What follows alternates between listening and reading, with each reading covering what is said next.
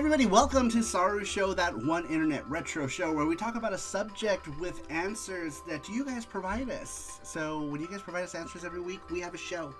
Thank you guys for being here. This week's subject was, what game did you want but had to settle for another? Or what game were you hoping to get and your parents got you something completely different? Hopefully we got some good stories from you guys tonight. Looks like we already have 14 answers going on too, so we're going to be getting some more, it looks like. So thank you guys for answering this week's question. I really appreciate it. For those of you who might be new, SaruShow is a weekly retro video game discussion show where we ask you guys a question, we answer it here together, and it's a good time. We give away prizes, we do gachapon, and all kinds of fun stuff. Welcome in. Looks like we have Bort, Jakob is in the house, Matthew Roach, Sweet Like Sugar, Inu Bass, Braylin, Gordo Steen, and Beto. Hi Beto, how are you? Welcome in, you guys. Matthew says, if you have not answered, then please do so at the link pinned, yes, at the very top of your chat. You can go ahead and click on that link and you can still answer it pretty much up to the first half of this show. So if you still want in on the prize giveaway at the end, or you just want to participate and have your question, your answer read here on the show, you can go ahead and do so. Gordolstein says hashtag sleepy heaven. That's right. All right, let's go ahead and get right into it, you guys. This week we didn't do we're probably not going to do another charm thing until maybe a couple weeks, as it's closer to when we start sending out stuff, because we're trying to catch up on a bunch of stuff too. So I don't want to add a bunch of designs until we're caught up at least a little bit with the other ones before we start adding more designs. Hello and good evening, SaruShow. Saru Crew, says Randrick. Welcome in, Randrick. How you doing? Braylon says hashtag tittybird. Tittybird for the play date. Make it happen, Braylon. We're counting on you for play date tittybird. Beto says todo cool, aquí descansando. ¿Y tú qué tal? ¿Qué dice Panda? Dice Beto. ¿Cómo estás, Panda? Hola, Beto. Dice hola. ¿Cómo estás, Beto? Bienvenido. Bienvenido. Descansa muy rico y lindo. All right, let's go ahead and get into the question, shall we? Gordo says hi. Hello, dice Beto. I don't know. Maybe I should, since Gordo's is here, and I don't know who else is going to Game On that might be here right now. Sweet Like Sugar. Looks like I got into the panel. So I'm excited. I'm excited for the panel. This year the panel's going to be called From Pixels to Market. I had submitted it already, but I asked Russ if he wanted to be part of it. So he said he would. So Russ is going to be part of the panel. He's not in the description because I submitted the application prior to me asking him. But then I asked him and he was like, oh, that's cool. Yeah, I would be down. So I'm like, cool. So yeah, Russ said that he would be cool to do it with us as well. So it'll be me, Russ, and Sergio probably as well. If Sergio is down. But I got it. I got it. So I'm excited. Bortbort says, I wanted to go to Game On Expo this year, but I got really sick, says Bortbort. Man, that would have been a long ways away for you. The three subs Gordos. Get better soon, Bortbort. Alright, you guys, let's go ahead and get into the question, because we're probably going to get more, and we're already at like 15. Go to my chat. Top chat. Oh. Sorry. That's right, I keep forgetting. Let's see. No, nothing. Everything's there. Alright, let's get into it. We had asked you guys, what game did you want but had to settle for an alternative? Number 1 comes to us from Cybergirl. Cybergirl says, none, as I only buy games I want. So Cybergirl. Alright, moving on to number 2. Number 2 comes to us from Nuff Dragon. Nuff Dragon says, in the early 90s, I had a chance to choose an NES game for Christmas. So we drove an hour to Toys R Us to buy a highly anticipated Tiny Toon Adventures. The game had different power-ups by using different characters, which reminded me of Mario 3, my favorite game. Being a new game, of course, there wasn't a copy for me, but had to settle for Batman on the NES. It's a good game if you read the manual, but I was too young for that and didn't know about the wall jumping. Oh man. I could see that, yeah, if you're too young and you get a game like Batman, that might be too hard because the difficulty on that game is also really hard. I love Batman on the NES. I like the one on the Game Boy too. The Game Boy is a nice, cute little alternative to Batman on the NES. That's Cybergirl, says Gordostein. Gordo says, how is Panda tonight? Good. Matthew says, please smash that like button. Yes, pretty please, smash that like button. A little cough, but I'm good. I know, we've both been, oh, Matthew! Thank you, Matthew. Look at Matthew. Matthew's gifted 5 gift subs. Thank you. Matthew gifted a sub to Sweet Like Sugar, to Lalbert Taha, to Pook Ninja, to Joey2531, and to Eagle P45. Thank you, Matthew. I really appreciate that. Spreading that love, keeping this community alive. Thank you so much, Matthew. I appreciate that. All of the subs, all of the love, and remember when you guys get gift memberships, that allows you to see like our behind the scenes stuff. Usually when we go to Japan and stuff, we do like little behind the scenes things that just kind of don't fit into the channel, so we put them as little bonus content for behind the scenes, so you guys can access that stuff. And Jesse has some stuff that he's going to be putting up for members only, right? Yep. How about Batman on the Genesis, Saru? Blah. Blah. Spread your love all over us. Yes. Hit me in the forehead with your love. Alright, moving on. Number 3. We had asked you guys what game did you want, but had to settle for an alternative. Number 3 comes to us from Streetbreaker X2. Says, wanted Ogre Battle 64. Settled for Snowboard Kids instead as an alternative. Ooh. that might be a hard one, right, to settle with. I wonder how that happened. If he comes in here, I'll ask him how that story happened. I kind of want to know. I want to know if he was like, I wanted that game, and then mom came home with Snowboard Kids, or like he was somewhere and he was like, this is the best thing that's gonna happen. is Snowboard Kids on the N64. Maybe. Brian Sibley, welcome. He says, are you planning another trip to Japan? Ooh. Maybe towards the end of the year. The beginning of the year is always so hard for us to do stuff. Because we get hit by lots of stuff. All of the stuff, taxes and stuff. And so if we do, it'll be towards the end of the year. If we do. This year is still an if. But if we do, it'll be towards the end of the year. I rented Snowboard Kids back in the day. It was really fun. It's very cute. It's a cute game. I love the character designs. They're adorable. Super cute. Alright, let's move on. Number 4, we had asked what game did you want, but had to settle. Jakob, aka Bortbort, says, for me, a game I wanted to buy was Yu-Gi-Oh! World Championship 2008 for the Nintendo DS back in 2008. But when I saw that the game Skylanders Spyro Adventure was released in 2011, I decided to go for that instead. And I still have all of my Skylanders, including the one I got off eBay for 300 Australian dollars because of the USD being converted, and one was gifted to me by someone. Holy shit, $300 for what? For a figure? Or I don't understand. Or was it a game? Damn, that's a lot. But I mean, I've been there. I can't talk shit because I've been there. I bought a stupid fucking golf game for the neo-geo CD for $450, which is a stupid fucking golf game. But I had that whole, like, I wanted to complete my collection, paid way too much for a game I totally hate. I don't totally hate it, but I mean, like, who pays that much for a golf game? Apparently Saru, but I totally understand. But was that for, like, a figure, or was that for the game itself? Skylanders, including one I still have all my... a game, right? One of the Skylanders games? For what? Skylanders? 300 Australian dollars. Let's see here. Randrick says, I started saving money for another trip to Japan. My target is August of next year, says Randrick. That's awesome. That's very cool. He says, I'm also getting another week of vacation in 2026, so yay! So August 2026 Japan trip, Randrick. That's awesome. Ooh. Very, very cool. Hope you like humidity. Oh yeah, it's super humid around that time. Almost died. Yeah, Jesse almost had.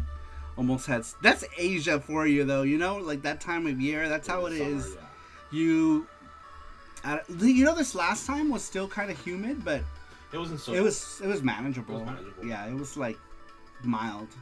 I heard that like September was the worst in Japan that they had gotten for so many years, apparently.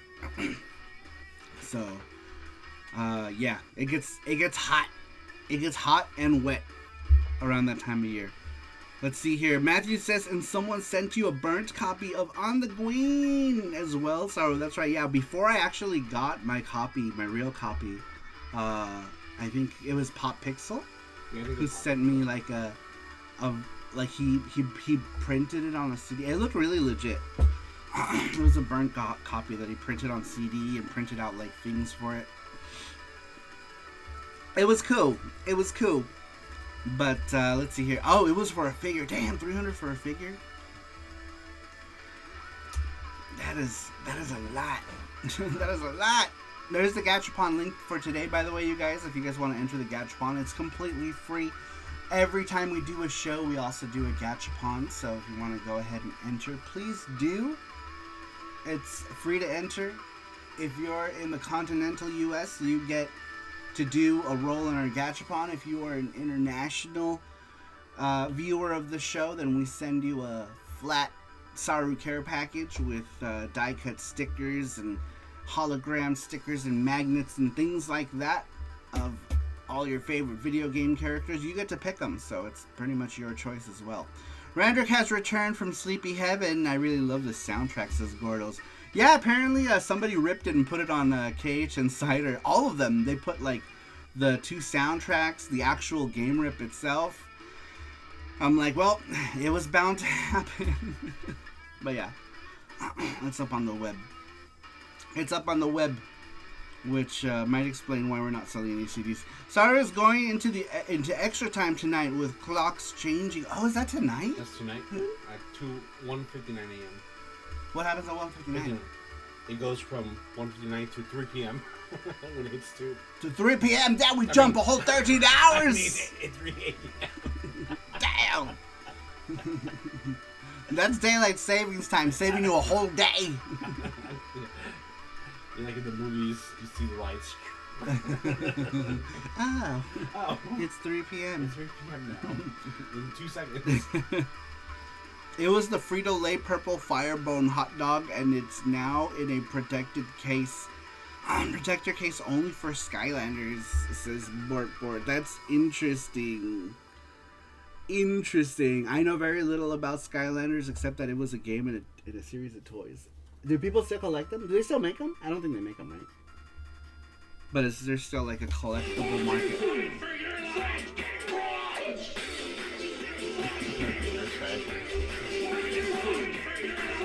Yeah, that's gotta be nerd. Is that nerd strategy? We don't know, but we're gonna assume it is. He loves his cave frogs.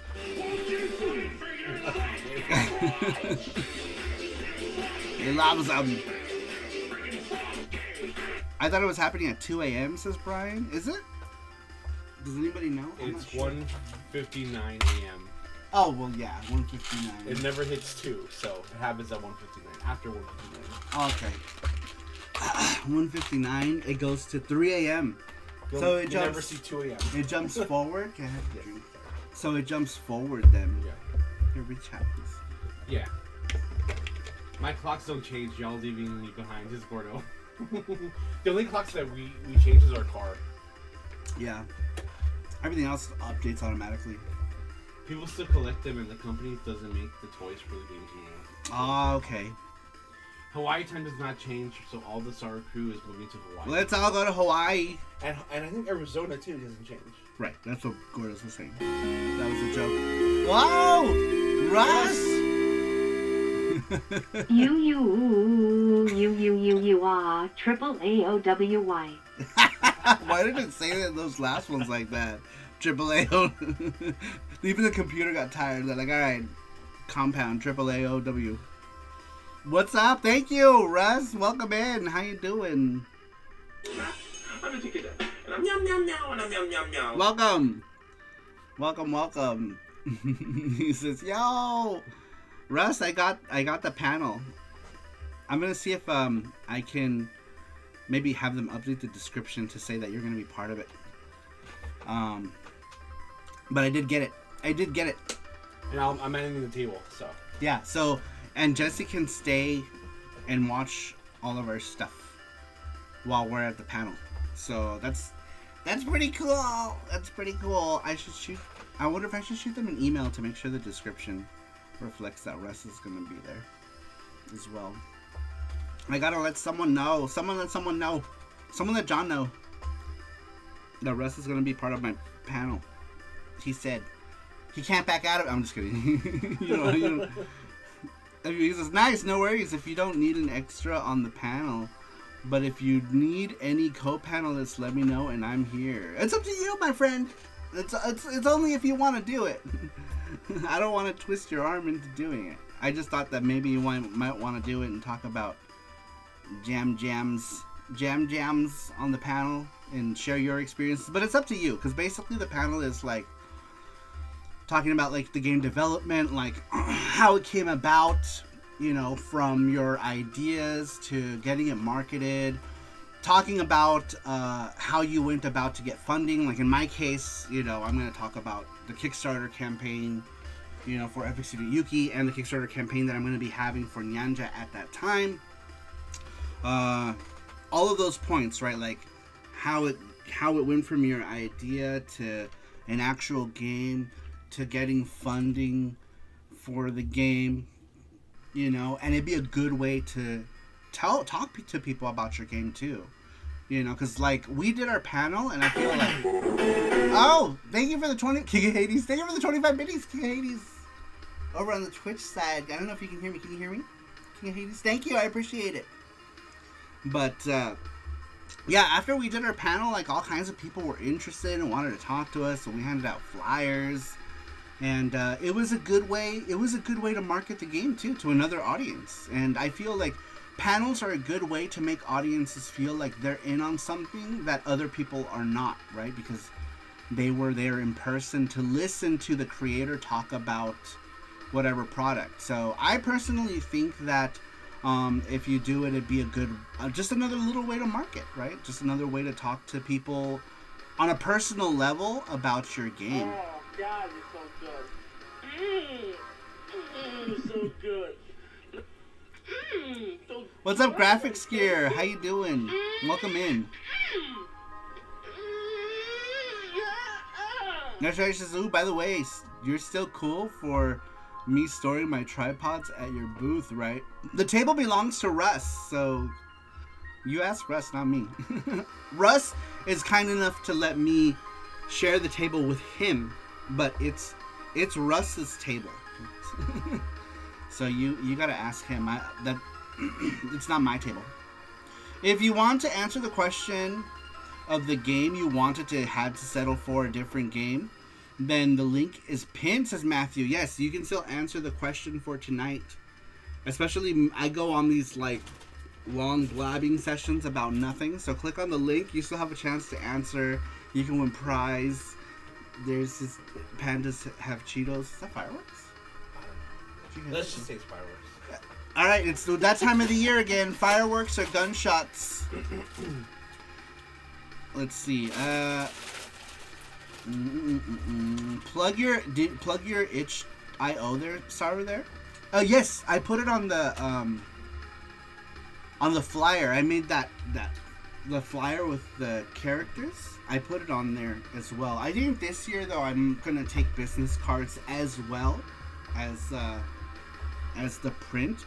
You know what? Maybe I was thinking we get those like little clear things and put like a package and just give people like a little mini press package, right? With like yeah. I don't mind doing that. A print, a flyer, some stickers. Man, we should do some stickers. If we're gonna do stickers, we should do them like soon. When we send in like the first batch of the charms, maybe we can do stickers as well and see if we can get them around the same time. I don't know. We'll see, I guess. We will see. Let's see. Braylon says, so after chatting with a friend, I think I'm going to make a game for Pico 8 instead of the Playdate. Oh, nice. You can play Pico 8 on lots of stuff. I know a lot of the little retro handhelds will let you play them. Like the Miu Mini does Pico 8, which is kind of cool. Take your bets, people, says Matthew. Gordo says, and free Cheeto dust handshakes and hugs. No Cheeto handshakes, says he's going to be watching our table if both me and Russ are at the panel. Russ says, I admit I would be an honor to do a panel with you, but would be fun. Cool, man. Cool, man. Yeah, but if you're down, let's do it. I just thought it would be cool. Huh? Okay. Can you give me a Dr. Pepper? And some crack. Maybe my coffee. Should I drink some of my coffee? I feel okay. I don't feel like I'm... Just bring both. If you use it on time, should be no problem. Joe used to always use my table for his storage for several years.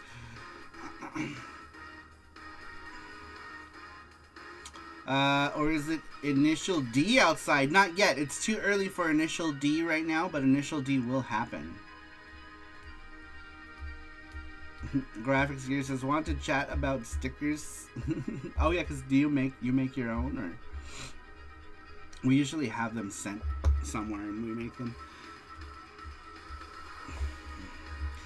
Yeah, I knew Russ would be cool with that nerd strategy. I just wanted to make sure that he was the one you were asking, because ultimately he was the person the table was given to, and he's being kind enough to let me be part of his table, which is super cool of Russ. And yeah, sticker my timbers. Says I'll take some of this. Let me shake it a little bit. I just won't open it yet because it'll explode. Russ is the man, dude. Russ is awesome. He's such a cool dude. I'm so happy to know Russ and that we're friends. Super cool dude, man. We always talk about our memories at the Thai restaurant. We should go to the Thai restaurant.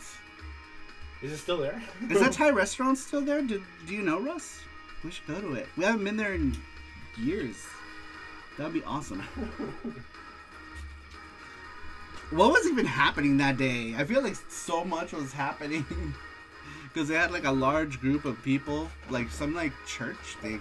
And then that one lady went inside behind the counter. We're like, what's going on here? Yeah, it's hilarious. I'm looking forward to seeing everyone. Sure thing. We gotta get Thai food if we can. I'll check if it's open. Yeah, I wonder if it's still there. They had amazing curry there, but it was also hilarious. What's up, Graphics Gear? I actually have them made out of the country due to complexity. Yeah, I have them. I have all of our stuff made in other places, like our charms and all of our stickers and stuff. I just started no dropping coffee on the surge protector like last time. Oh, I know. There's so much stuff here. I have my coffee right here. I don't know if I want to even.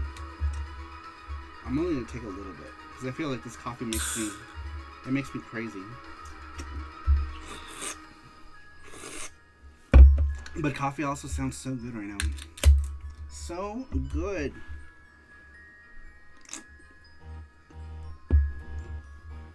Alright, moving on, you guys. Let me move this over here. This thing's going... My phone's going ape shit. My phone's going crazy. Let's see here. I'm going to try to get my roommate to bring a car of their own too, because I want to hang out with people more. Assistant strategy. Oh my gosh. Matthew! Doop doo doop doo doop doo doop doo doo doo. Daytona, Daytona, let's go away. Daytona, Daytona, let's go away. Daytona. Daytona.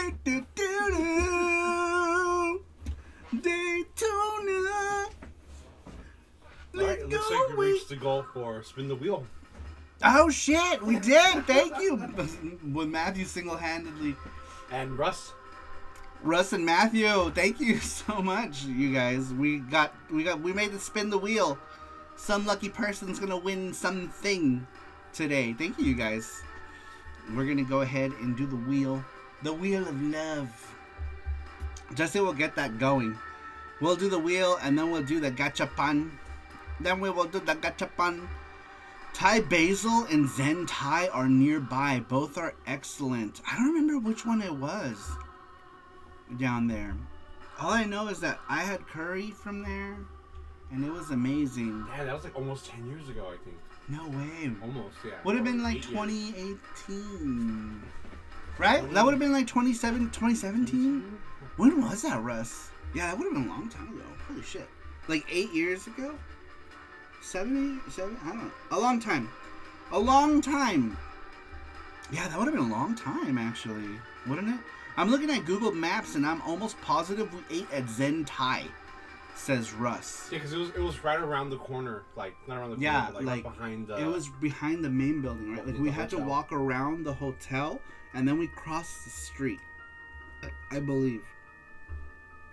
Perhaps. Do we have any of the chiptune soundtracks up here? The Yuki chiptune soundtracks? Yeah. They're upstairs? We're gonna listen to that one. That one doesn't get enough love. This one, right? Yeah. Gotcha.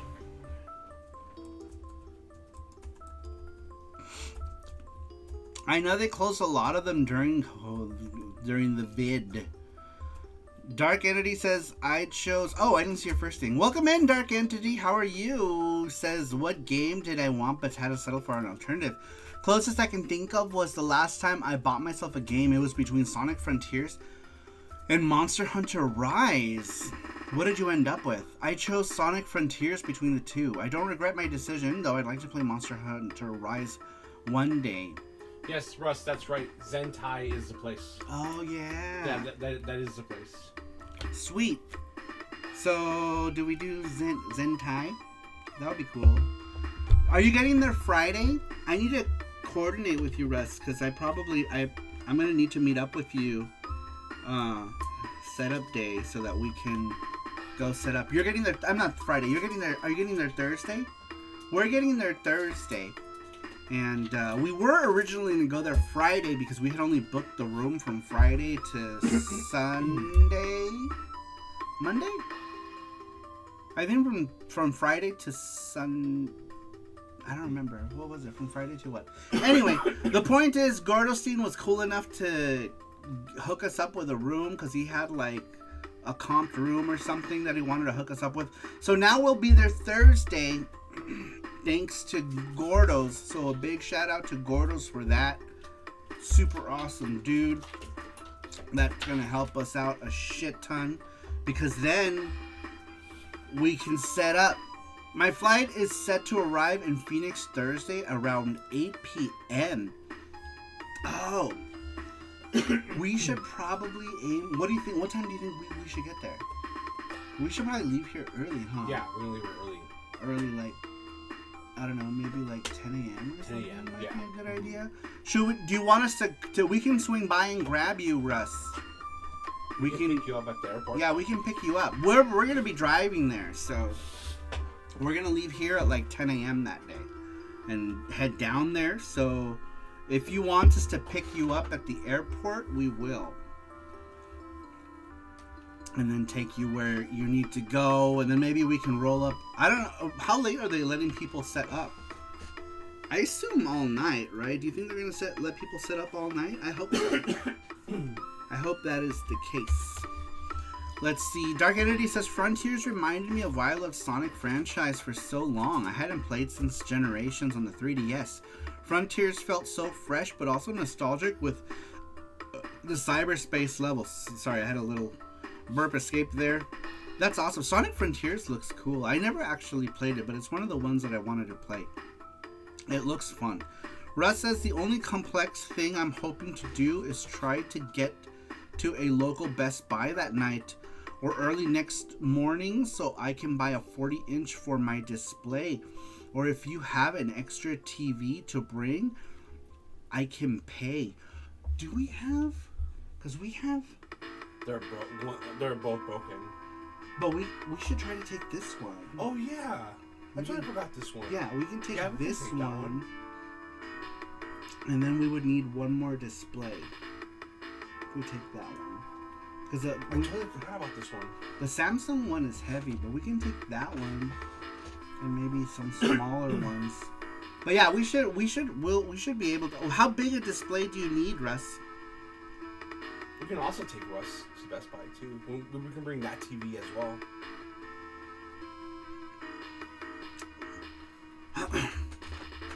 I guess it depends on how big a display you need. Let's see. How big is that? 32 inch? He says, I have 3 42-inch displays in my garage, but can't bring any.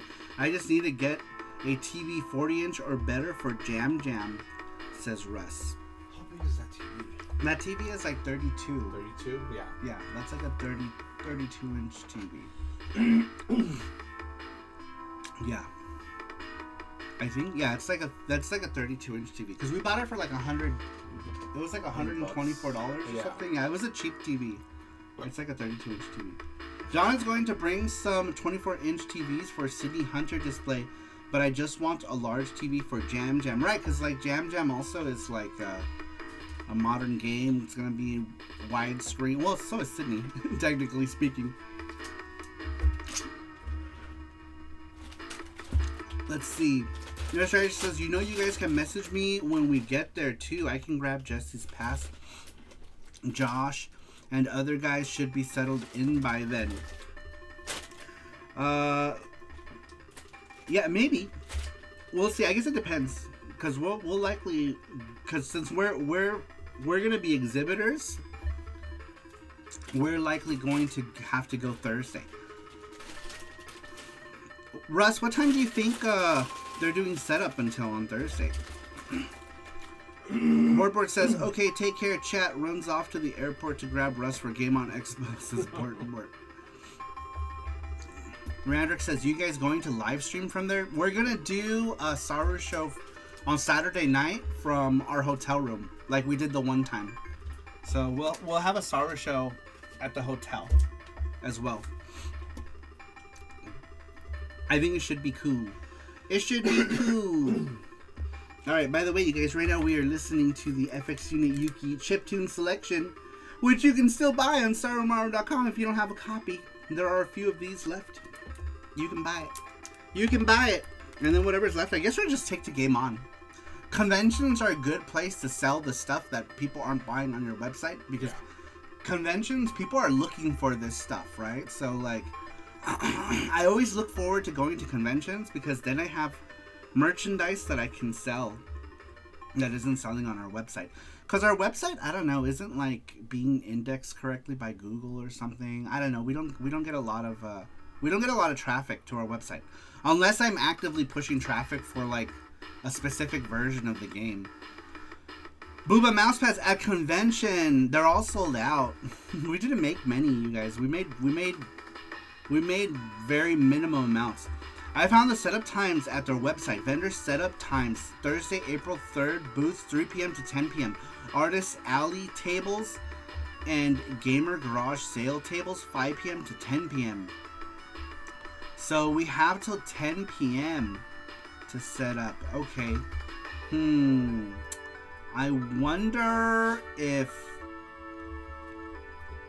I can go first and get that stuff and our badges. So by the time I pick you up, we already have your badge. And then maybe we could just go straight there and not have to fiddle around. Is that possible? Will they give me your badge? Because that might be good to do. Friday early morning setup is Friday, April 4th. All vendors 8 a.m. to 11 a.m. Yeah. Because I'd rather set up the day before if possible. It just depends. It depends. Alright, going back to the weekly question, you guys. We had asked you guys what game did you want but had to settle for an alternative. Number 3. Nope, we did number 3. Number 4. We did number 4. That was Bort. Number 5 comes to us from Superboot85, aka Ken Masters.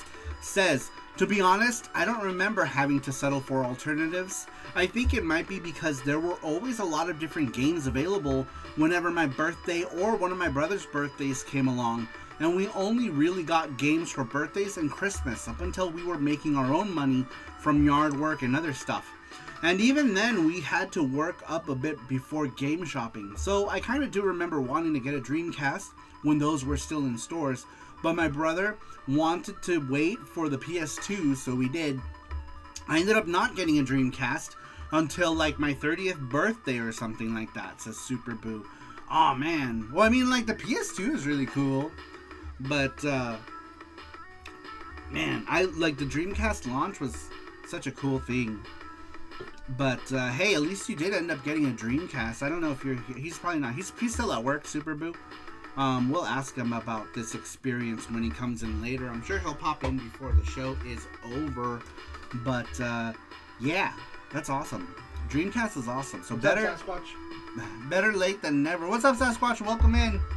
He says, hello, friends. I woke up due to a stirring and thought I'd say hi and drop a like and a lurk a bit while I sleep. Welcome in, Sasquatch. How you doing? We were just talking about Game On related stuff.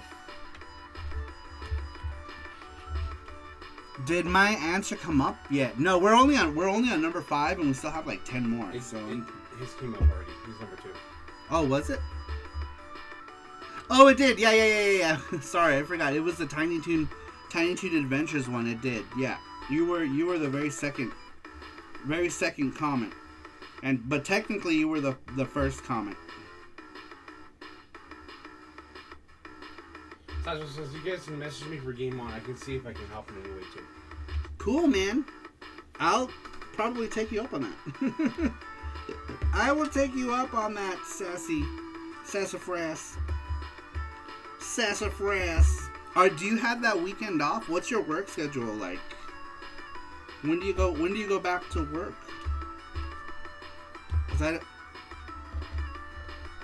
I guess it all depends. It depends. I try not to trouble people either, though. A Sasquatch from the forest. All right, moving on. Yes, enough dragon. We did do yours. It was the Tiny Toon Adventures. And I was talking about how Batman would have been a hard game for a kid at that time. And then I talked a little bit about Game Boy Batman. But yeah, it was like the very first real answer that we talked about today was yours. I say real because Cybergirl answered with one of those like not real answers today. So yours was the first real answer tonight. All right, moving on. Next one comes to us from Screw the Net, number 6. What game did you want but had to settle for an alternative? Screw the Net says Too Many to Remember, and probably from even the late 1980s up until the PlayStation 1 and a few years of the PS2 era. I had to make life and death game choices, says Screw the Net. But there's no example. Give me an example. Okay. That's also kind of a... Alright, number 7 comes to us from Tito Adol 3, aka Ruben. Ruben says, definitely Koryun. I have always wanted it since I first heard about it. Its price made it impossible to buy, so I settled for Deep Blue. Well, it's not that bad either. Well, yeah, who am I kidding, says Ruben. For context, if you're not a PC Engine TurboGrafx fan, Deep Blue is like the worst shoot 'em up game on the PC Engine and probably one of the worst games on the whole console. And that's where the joke is with that. Julian says, lol, I couldn't remember. Too many to remember. There isn't one example like, oh man, I was going to buy, Sonic 3, but ended up with Barbie's Mystery Treehouse or something. Barbie's Mystery Treehouse. What happens up there? Let's see. I wanted all the games. Okay, let me think. So screw the net. Okay, you think about it. You tell me. Wait, Barbie's Treehouse? Let's see here. Saru is saying Toilet Kids is better than Deep Blue. You heard it here, folks. I mean, it is. I hate both of them, though. So this is... I can tell that Toilet Kids is a better game than Deep Blue. It runs at a normal frame rate. The game could probably be fun. I don't know. I hate it. I think it's a terrible game. But would I put it over Deep Blue? Yeah. I'm not blind. You know, I can see the game is better. Dirt Blue, says Randrick. Neff says, damn, what a busy day. It actually got to 107 at my house. 107 degrees? It's still cold here. Like, what the fuck?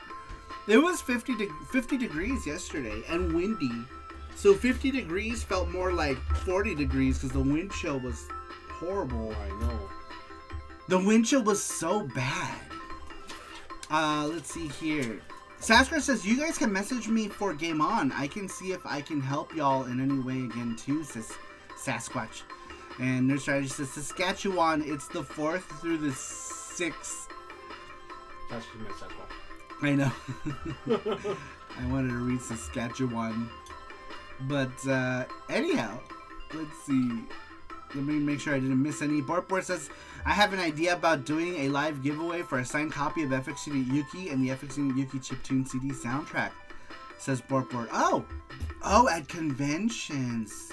That's cool. Oh, you guys, I forgot. I have a book signing at Level Up. At Game On Expo. I have a book signing, by the way, you guys. I don't know where it's going to be. I need to find out details. But, do we have any of those SNES books up here? Or are they all downstairs? They're all gone. Oh, they're all gone. We didn't keep one?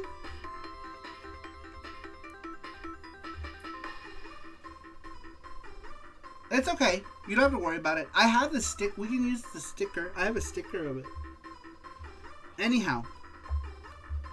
So, a few years ago, I did a cover for a video game book called... Here's your copy. Oh, shit. Where'd you find that? In the bookcase. That's her copy. Oh. We have bookcase? Yeah. Oh, cool. We should keep this somewhere safe. So, a few years back, I did this design of this book. Well, this book got remade into a hardcover with a slip cover with this art. Some of you guys even got this book. If you were early Saru crew members, got this book for just being a part of the Saru crew. But there's going to be a book signing where I'm autographing the covers of this book. So if you already own the book, I'll sign it. If you don't, you can buy one there and I'll sign it. But yeah, I'll have a book signing there for the cover of this artwork. I need to get the details, but Game On is gearing up to be a busy time. So I have a book signing. I have the panel. The panel's pretty much going to talk about how I come up with, my ideas for games, characters, stories, stuff like that. How to go about crowdfunding. So if you're interested in, how me and Jesse came up with that campaign, I'll be talking about how to come up with a Kickstarter campaign, the kinds of things you want to talk about in your Kickstarter campaign, and pretty much just like marketing basics, right? So like, how to market your game, how to bring your game from, an idea to market, because anyone can make a game, right? But the idea of putting a game together that's marketable, with aesthetics that people are going to enjoy, that's probably one of the most important things. Is the game aesthetically pleasing? Does the game sound good? Does the game play good? Those are all key things. But before any of those are even a thing, you have to make the people who are buying your game have to see your game. The aesthetics are the very, very first thing someone is going to see when it comes to a game. Is what does the game look like, right? What does the key art look like? You remember when you were kids, a lot of kids bought games based on the cover alone. A lot of that hasn't changed. A lot of that, you go to a store and you look at a cover for a game, you're going to pick up the one that attracts you, right? So if it has an aesthetic that's up your alley, That's what might sell your game. People need to be able to see that. One of the things that I feel that people do not put enough importance on is aesthetics of a game, right? You look at the aesthetics of a game. If the aesthetics are pleasing, you're more than likely going to buy the game, even if the game plays bad. Not that any of ours do, because FX Unit Yuki controls really good, because Rover is really good at the programming aspect. Same thing goes with, Miko Hearts. Miko Hearts is already looking to be fun, and that one's really early on. Sketchy Ceviche does a good job with that.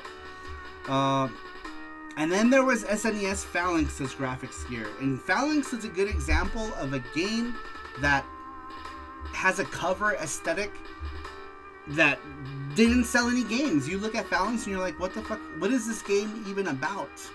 I was one of those people who passed up Phalanx because the cover was so weird and I didn't understand. If you went to the video store and you saw that cover, you were not going to pick up that game because that cover looked like nothing. So when I went to the store, if I saw that the cover looked cool, if a cover had like any kind of anime aesthetic, that was the one I picked up first, because I was that audience, right? So whenever I saw a game that had any sort of like either like Japanese or any East Asian influences, or anime, I would pick it up. Because that was what I liked. And that's kind of what I'm targeting too, is I'm targeting those people who like those aesthetics specifically. Let's see here. Wait, was there no banjo playing character in the game? Says Matthew. Well, the Japanese Phalanx cover is so much better. Yeah, the Japanese cover to Phalanx is amazing. Amazing. Is that a Brett Weiss book? No, it's Jeffrey Wittenhagen. You know Jeffrey Wittenhagen. Ooh, I'm gonna tell him. Jeffrey Wittenhagen. Hagen's Alley. Dude, we've known Jeffrey for like 10 years now. Yeah, we've known Jeffrey for like a decade, which is crazy. Long time. Because we met him, when did we met him before we even started FX Unit Yuki, right? We met him when we were doing Artist Alley stuff. No, well, we had a booth, but I was doing I was selling posters. Back then, I was only doing art. So before we started doing FX Unit Yuki, I did like Artist Alley type stuff for years. We used to do First Friday here, and I was primarily known as an artist, I was either, he's the guy who draws, the anime posters, or he's the dude who drew the girl from Osu. That's pretty much it. They're like, he draws the chibis, or he draws Osu. Now I'm known as the guy who draws, all that stuff, as well as FX Unit Yuki and Ninja Kitties and other stuff. But yeah, back then I was primarily known as the guy who did the character design for that music game and anime stuff. And we did that for years. We did that from 2012 to 2016, right? Yeah. Yeah, from 2012 to 2016, I did the whole artist circuit. Back then, my best shmups on SNES were Gradius 3, Phalanx, Area 88, EDF, and Darius Twin. Ooh, I love all of those. Well, you know what? The Gradius 3, I was never a huge fan of. But I do like it. Phalanx was awesome. Area 88. EDF. Dude, Darius Twin was my jam. I love Darius Twin. Saru is now known as the guy who draws pink-haired girls even though he hates the color pink. I know, isn't it funny? You're Sasquatch. Sasquatch says, as a 10-year-old, can't you relate to wanting to be an old man with a banjo on a porch? Phalanx! That's so relatable. I got one of your thought, Earthbound. It just showed a weird alien. Would have been better if it showed the NES and Pooh and some other people fighting instead, says Nerd Strategy. Yeah, that cover was kind of weird too. And Earthbound sold poorly. And that could have been one of the reasons it sold poorly, because Earthbound sold poorly during its time. Sulinet says, I recommend about games. I wanted versus got. I had to make a choice between Sonic and Knuckles or Sonic 3. Something like that. Couldn't get both, but Sonic and Knuckles ended up being more epic, says Screw the Net. Nice. Very cool. I think if I was faced with that, I don't know. I probably would have gotten Sonic and Knuckles as well. But anyhow, let's move on. Let's get back to the question. That was Tito803, aka Ruben. Let me lower this track. It's a little crazy. A little crazy. All right. For those of you just coming in, we had asked what games did you have to settle for, or what game did you want but had to settle? Number 8 comes to us from Babbling Nerd, aka Mackenzie. Mackenzie says, it's late 2005. I've made enough money from doing chores and babysitting that I can buy a new game of my choice, but I will have to wait until we can go to a store where they sell games. Finally, one weekend we go to EB Games. I hope they have Metal Gear Solid The Twin Snakes available. We get to EB Games and they are sold out, waiting to be restocked. Feeling bad, my mom takes me to Walmart to see if they have the game in stock, and nothing. Disappointed, we go back home with no new game to play. Later in the week, my mom picks me up from school and says, there's a surprise waiting for you in my room. When I get home, I get excited thinking, yes, they found a copy of Metal Gear Solid Twin Snakes. Well, no, instead, it's Mission Impossible Operation Surma. Essentially, this game is a poor man's Metal Gear Splinter Cell game. That's not to say that the game is awful. Steve Bloom, the voice actor for Spike and Cowboy Bebop, voices Ethan Hunt, which is pretty cool. The game's story feels like something you would expect from Mission Impossible movies, and the controls are alright, so what's the problem? The answer is the AI is dumb as bricks and the typical Atari jank from this era with the occasional glitch here and there. The game runs fine, but it definitely isn't as polished as those other games I mentioned. The game isn't too hard to beat. If anyone here decides to add it to their collection, you could always do a lot worse with your money. If you enjoy Splinter Cell games, especially Chaos Theory, you'll get some enjoyment from this game. Just don't expect it to go beyond expectations. The story has a good ending. I eventually did get a copy of Twin Snakes for $10 CIB for a black label copy sometime in the early 2010s. So, the universe isn't completely doomed, says Mackenzie. I am not familiar with that one. Is it really that bad? I'm not familiar with it. I am familiar with Splinter Cell. And of course, Metal Gear Solid. We were just talking about Metal Gear Solid on a podcast that I'm a part of. And let's see here. Jakob says, Seiyaru is the one I got and it's still sealed. Is that a card? My sister got the first print Nintendo Switch Japanese physical copy for Yu-Gi-Oh! Early Days collection, and it came with one of 2 promo cards. I managed to get a Seiyaru, also known as Holy Knight Dragon. Oh, Seiyaru. Okay, got it. Cool. Bloom is cool. Which one? Steve Bloom. We met him. I met him at Level Up Expo. Oh yeah, we met Steve Bloom at Level Up Expo, and then we hung out with his son. Randomly. Yeah, here in Vegas. Yeah, here in Vegas. We hung out with his son. We went to the buffet. We went to the buffet with Steve Bloom's kid, and we hung out with. Remember? Oh no, I can't remember the voice actor's name. Oh my gosh. She did Gurr, right? No.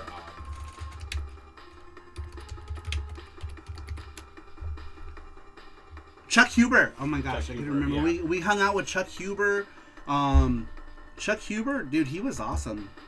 Chuck Huber was the voice of, I don't know, he did a bunch of stuff, but he was the voice of Hiei for Yu Yu Hakusho. So I was like, oh my god, I was like, man, I love it. And we were in the table next to him, so it was like our table and then Chuck Huber's table, and so we made fast friends. And he was like, man, I wish I had brought some prints to sign and stuff.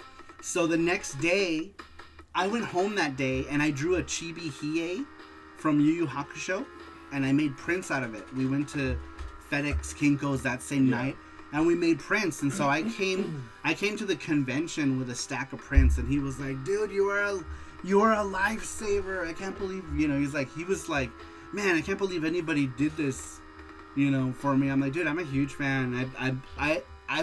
I told him, I was like, I was honored to do this, and he's like, all right, here goes. How many? I'll sign you a bunch. How many do you want? He's like, you could give them to your friends, put them on eBay. He was joking, right? He was like, you can put them on eBay. You can do whatever you want. And he signed a bunch for me. I was like, you don't have to do that. And he's like, nonsense. And he signed a bunch of them. Yeah, we have a picture of him. It was so cool. It was so cool. We got to meet a lot of people. This was before our FX Unit Yuki days, right? This was when we were doing the whole anime circuit. I was doing autographs of the Pippi picture as well. Like we would do prints. Do we have any Pippi prints? We don't know. No. You guys know Osu, right? The music game. Anyway, we did a bunch of prints of Pippi. We were doing, and that's how the conversation came up. He was like, "Oh, who is this girl?" He had no idea what Osu was, right? So I'm like, "Oh, it's a rhythm game," and so I was the person who drew the character. I brought a bunch of prints, because people, to sign them, and he was like, "Man, I wish I had thought of that. I wish I had thought of doing prints." And then that's how I ended up doing Hiei prints for him that day. I brought him in. Dude, he was cool, man. And yeah, we saw Steve Bloom. We hung out with his kid. This was before FX Unit Yuki stuff. Now I'm like primarily focused on FX Unit Yuki stuff, but I do miss doing like the anime show circuit. I do miss doing all that stuff. But I can't do both, so it's like it's hard. It's hard. But we made some decent money doing that stuff. So it was we did it because it was pretty regular income. Whenever we do a show, we'd always come home with, a few $100s after whatever it costs to do stuff. We used to do First Friday. It was good. It was a good little thing. So we basically traded off one thing for another, and now we're doing the game thing full time. But I don't know. Sometimes I think about going back and just doing like the artist stuff. Artist alley.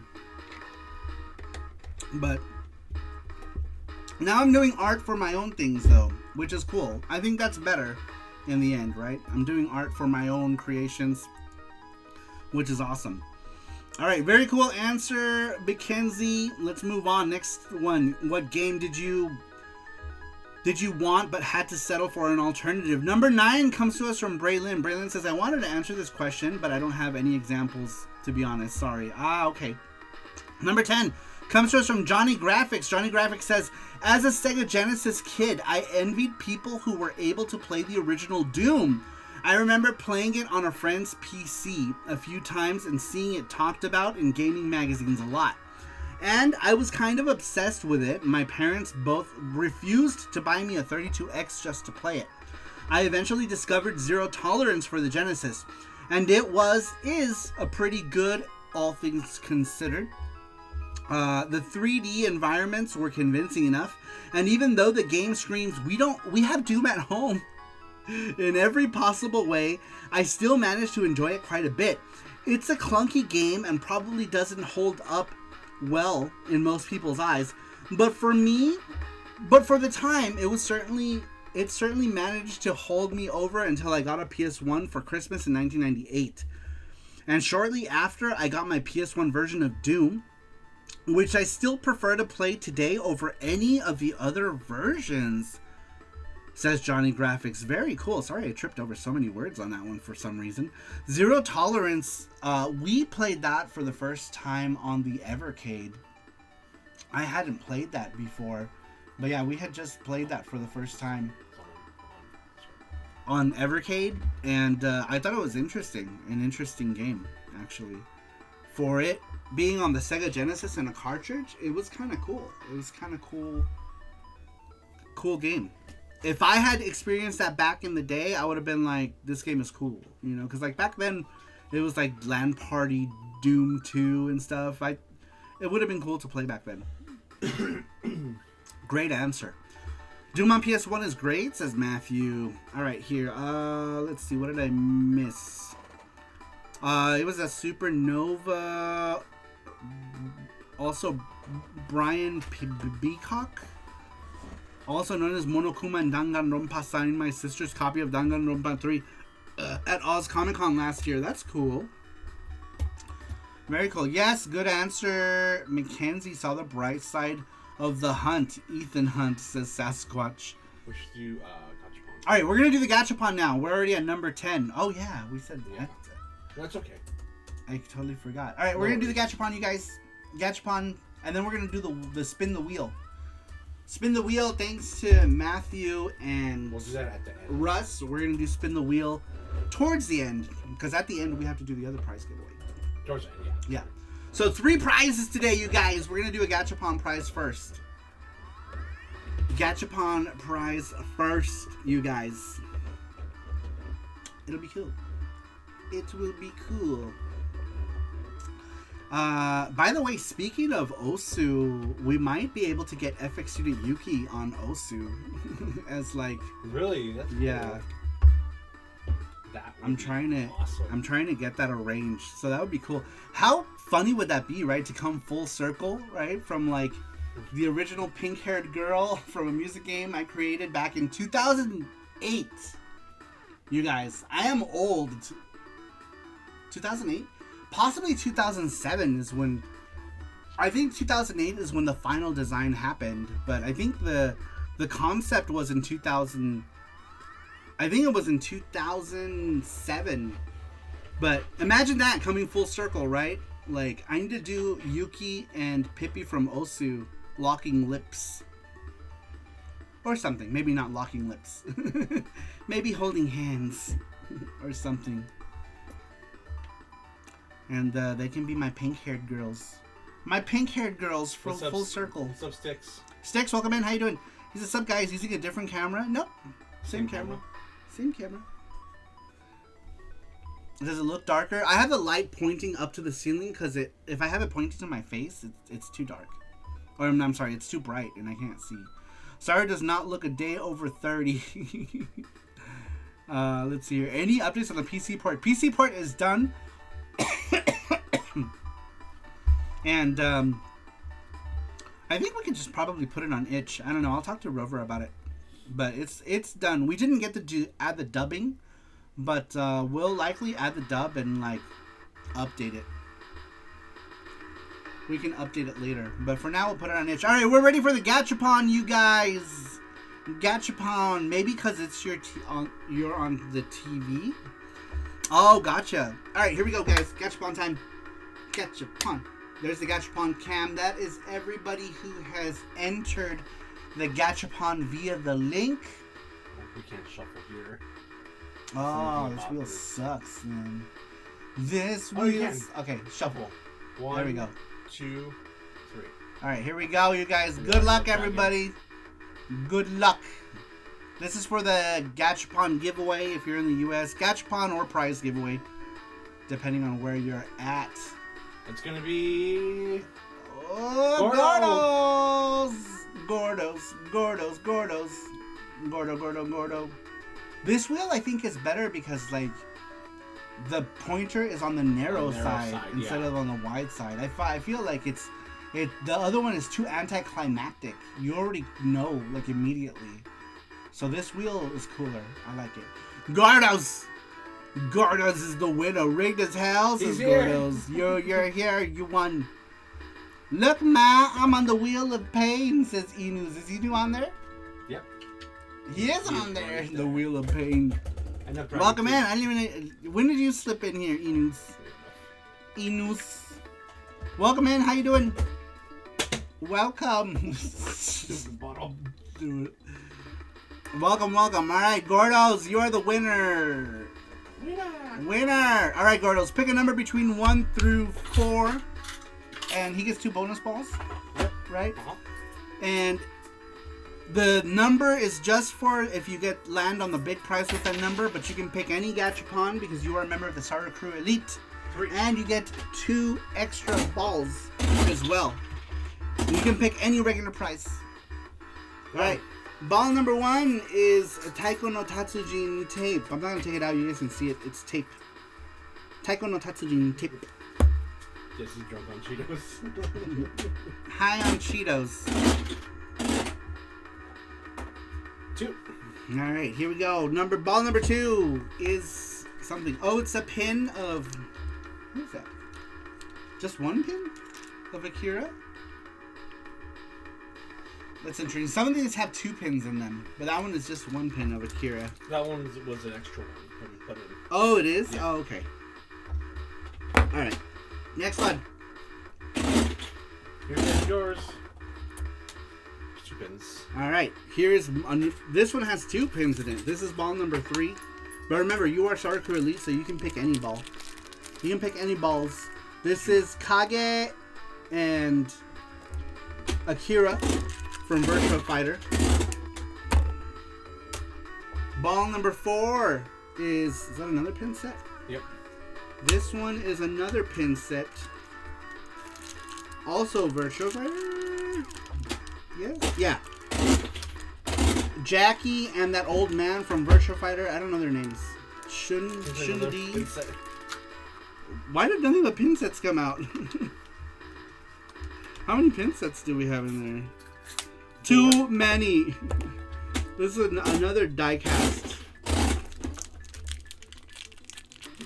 Another metal pin set. This All is the Jeffrey. pin sets are coming out. Oh my gosh, are you kidding me? Oh fuck! It went on your side. Oh, I don't know where it's at. there it is.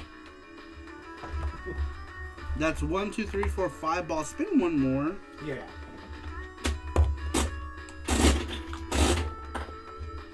Alright, this one is another pin set. Did like every pin set we put in there came out. This is Donovan. This one's cooler though, because this one's Donovan and that wolf guy from Darkstalkers, J-Tal Bane. Alright, one more. One more. Final ball is that bitch from Onimusha. Kaede? What is her name? Does anyone know what her name is? I don't know if it's... You can have a pin set or a pin set. But maybe you want a pin set. Pin the set. Pin set, or pin set. So the only 2 things that came out that weren't pin sets were this... or was her... What is her name? I don't know. I think it's Kaede. I could be wrong. And the Taiko... The Onimusha girl and the Taiko were the only 2 things that were not pin sets. Everything else was a pin set. How does that even happen?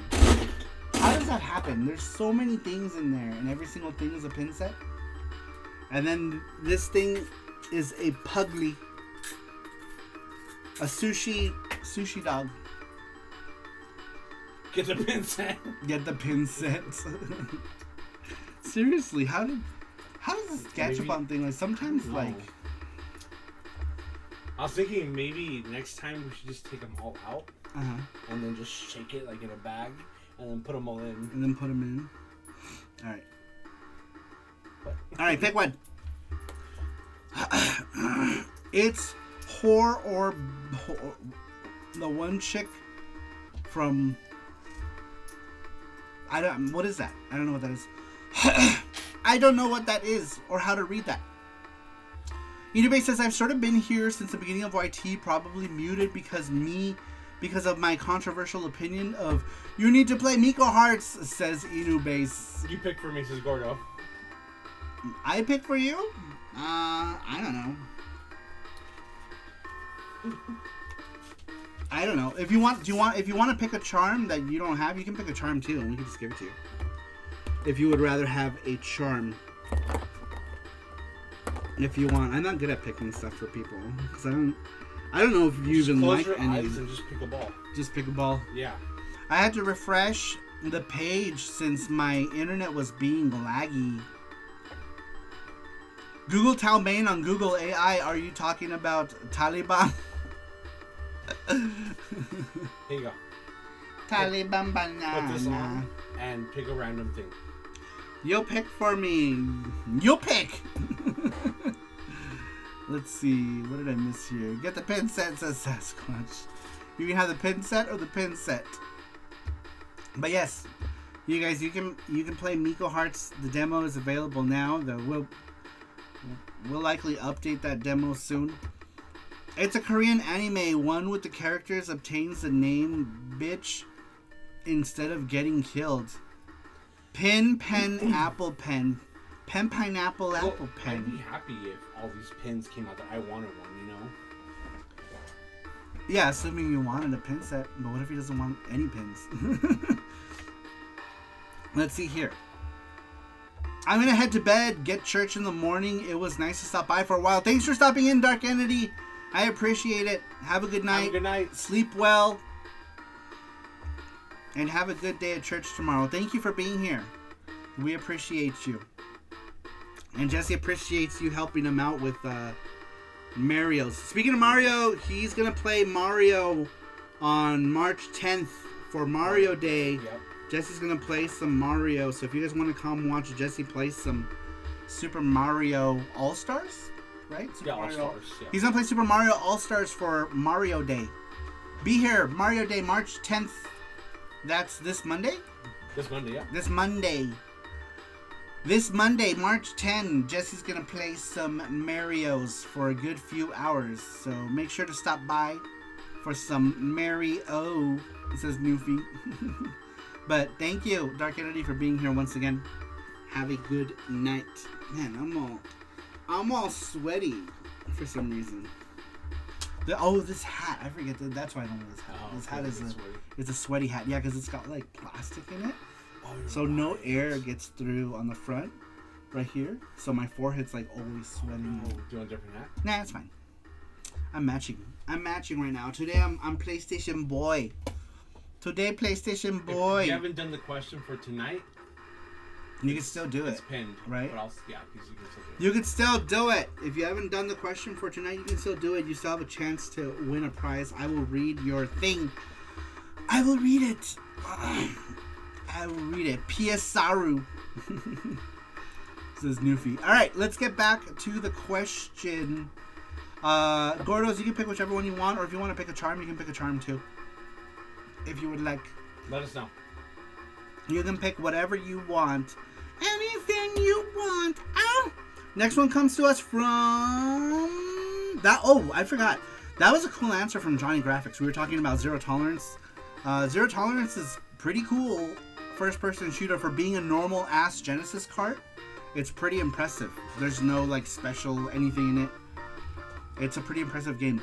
What happens to the Kickstarter stuff that came with it, including the physical copy for the PC game? We're still doing it. I'm producing the PC copies of it. So if you have a PC copy of it coming, you're still gonna get it. You're still gonna get it. But anyhow, speaking of Brian Sibley, next one comes to us from Brian Sibley.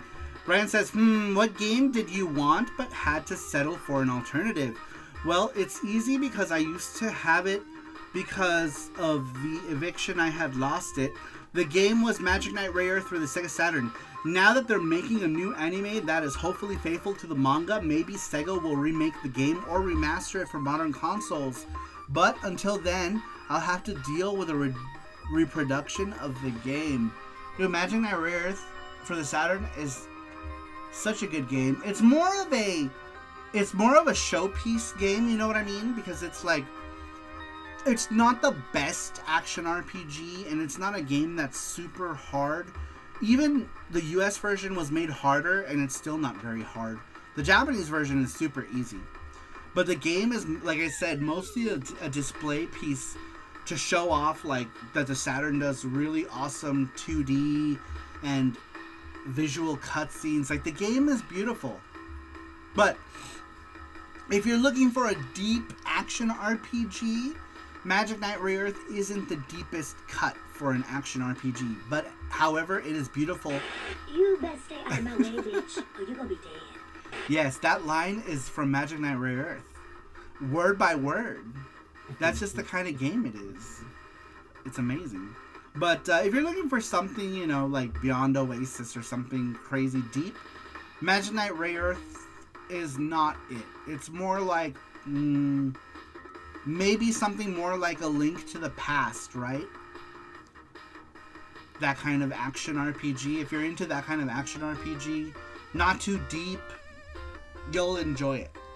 The game is slow as hell to start though. Like, that intro takes like an hour before you're actually playing the game. For me, that's the hardest part of Magic Knight Re-Earth, is getting into it. When you're playing it again, it is so story driven, and the what would you call, what is it called? The prologue is like 45 minutes before you get into the game. Saru, didn't you try to collect all the variant discs? Yes, I had all of them actually at one point, but not together. I had the Hikaru disc at one point. I got the Umi disc. I took the Hikaru disc back. Then I went back and I was trying to get the Fu disc. And then I had the Umi and the Fu disc together, but I no longer have the Hikaru disc because I took it back to get some other game. I don't remember. I was trading in games all the time to this software, etc. And I knew a guy who worked there, and like the trade-in was always like, yeah, just bring it in, because like my game would always come back immaculate. They would just let me just flat out trade it for a different game. So they were really cool at that software, etc. It's the same one I got my Dreamcast at. So I took it back, and I got some other game. And then finally I traded in the other disc that I had, the Umi disc. I traded the Umi disc for like Radiant Silvergun. And then I took Radiant Silvergun back because I don't know why. I didn't like Radiant Silvergun, and I took it back for Symphony of the Night. I don't know if that was the best decision now that I think about it, but I was an absolute fan of Symphony of the Night. And I only had a Hong Kong copy for the PS1 because I had gotten, when Symphony of the Night came out, like, dude, they like within the first week, Hong Kong was already pirating it, and so I had a pirate version. So when Symphony of the Night came out for Saturn, I was like, all right, this will be my way to own a real copy of the game, and so I got it. And visually, it's not as good as the PlayStation, but it's got its merits. I had the Umi disc, says Brian Sively. Matthew says, modern day Saru is like, why didn't I keep them and sell them for big bucks? I know. No one has the foresight, right? I had so many games that were so super rare. Or the chance to get games that were rare for free, like fucking Magical Chase. They were going to give me a copy of Magical Chase, because back then it was like it was like a garbage game, right? And I'm like, no, give me Shockman. I still have fucking my copy of Shockman somewhere. Every time I look at it, I'm like, you were supposed to be Magical Chase. But it's okay. It's alright. It is what it is, It is what it is. Alright, moving on. We had asked you guys, what game did you want but ended up settling for another? Number 12 comes to us from Graphics Gear. Graphics Gear says, growing up, I was the SNES/TurboGrafx kid, but my friend had the Genesis, and honestly, there were very few games that appealed to me on the Genesis at the time, but when I would go and visit, one game we would always play was Herzog Zwei. There really isn't comparable two-player RTS for the SNES. Metal Marines is really the only game that could scratch that itch, but it was a single-player game, says Graphics Gear. It's funny, I've always seen Herzog Zwei, but I've never played it. But I've always seen it. I've had friends who've had it, but I've never sat down to play it for myself. But I've seen it everywhere, right? Like there were ads for Herzog Zwei, and a lot of people got into it. Betrayed by Shockman, says Inubase. I know. But you know what? To this day, Shockman is still one of my favorite series. So, I don't know. In the end, at that time, I got the game that I wanted and the experience that I wanted. So sure, I probably missed out on $13,000 today. In today's money. But, as a 14-year-old kid back then, I got what I wanted. I got the game that excited me the most, and Magical Chase wasn't it. I really liked the artwork in Shockman. It looks a lot like Atsuko Nakajima's artwork for the second game. I don't know if Atsuko Nakajima did the art, but I wouldn't be surprised if she did. the artwork looks hella like her artwork. Atsuko Nakajima, it was the TV artist for Ranma, like the anime artist for the show. People always think like that the manga artist does the show and everything. Like, oh, that's Akira Toriyama. I mean, it's not. The people who do the animes are always different artists. But yeah, so I think I personally got the experience that I wanted for that. Brian says, just how much longer will it take to get the package with the game? I'm getting excited to see the packaging in person. I've seen unboxing videos of the PC Engine one, and I've been excited. We also gave you a copy of the game as well, if you remember, to kind of hold you over until then, because we felt bad that you had to wait so long. Do you still have that? Do you still have that game? Remember we sent you one as like a tide you over one, but hopefully soon. I think we're gonna put it on itch first without the dubs, and then once we get the dubs in, because we have almost everyone's voices already. We're still missing a couple voices, but we have almost everyone's voices. Once all the voices are in, then we're gonna make the physicals, because I don't want to make the physicals then have the dubs, and then for the people who got the physical might be upset and then, you know, claim that, you know, something. I've had stuff like this happen before if I update stuff. So yeah, we're gonna do a physical of that once everyone's voices are in. Let's see here. I like Shockman, specifically number 3 though. Yeah, I like 2 and 3. 1 is dog water. I don't like 1 at all. I have it because it's part of the whole PC Engine Shockman trifecta, but I don't like it. I think it's a bad game. Feels like an NES game.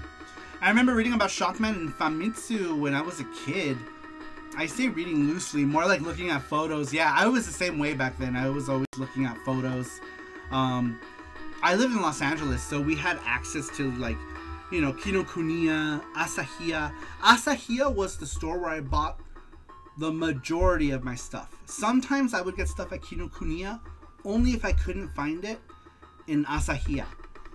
And then every once in a while, I would go to Nippon Books Co., which back in the day, like in the early days, it was called Books Nippon. And then they changed it from Books Nippon to Nippon Book Co. But in the early days, I'm talking like 1990, maybe even sooner, but like from like 1990 to like 92, it was called Books Nippon. And I used to go to that one in downtown LA, and it was always, I could never buy anything there. I felt like Books Nippon was so expensive. And then I discovered, you know, Asahiya. Asahiya was great because Asahiya had a lot of stuff for way cheaper than the other stores. It was like Asahiya was the cheapest, and then after Asahiya was Kinokuniya, and then Nippon Book Co. And then somehow throughout the years, Nippon Book Co. kind of slid between those two and was like the on par with Asahiya books as far as prices go. We have a Kinokuniya here in San Francisco. They even sold subscriptions. Really? I didn't know they did such a thing. But I would have been too poor to afford a subscription. Anyway, I was the kind of person who would buy books when I could afford them. Primarily these guys right here. I would buy these books. All of these except one volume came from eBay, and then the bonus volume came from Famicom Collecting. But all these other ones, these all came from Asahiya, and volume 3 came from Kinokuniya. But I loved shopping there. Loved it. Let's see here. Huh?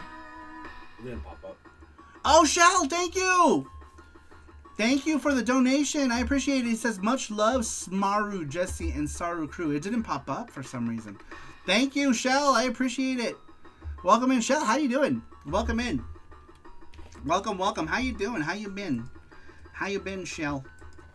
And thank you for stopping in. And thank you for the donation. I appreciate it. Thank you. That's awesome. That's awesome. Thank you. Yeah, it didn't pop up for some reason. Thank you. Welcome in. Shell, did you answer the question, or do you have an example you want to share in chat of a game that you wanted but had to settle for? Let me know if you do. Or if you want, you could also answer it in the question, and I'll read it by the time I'm done with these. I'll get to it. So if you wanted to answer, you still can. Gordo wants it myself. Oh, okay, cool, sweet. There you go, Gordo's. Here's Gordo's prize. He picks Arthur from Ghouls and Globs. Look how cute he is. Isn't he cute? I love drawing chibis of stuff. I love chibis. This one was a popular one in Mexico. I took this one to Mexico, and it ended up being a popular charm that we sold there. That one's a keychain, actually. So that one's double-sided. It's extra thick. That's one of our premium ones. It's a double-sided one, and it's a keychain. Where the other ones are charms, right? So like, the difference between that one and our regular charms. So like our normal charms look like this, right? They come with this, and then the back doesn't have printing. These are acrylic charms, and those are double-sided keychains. So that one is double-sided. Here, you can show. Oh, okay. Yeah. Yes, Gordo, that's fine. Yeah. We said any keychain in the thing. Yeah, this is double-sided, and it's super thick, so you can put it on your key ring. You don't have to worry about it breaking in half, because those other ones are much lighter. These are much tougher. These are much tougher. Yeah, you were on both at the same time. Thick. Yeah, I love these. Very cool. Congratulations. We can bring it. We can bring it to.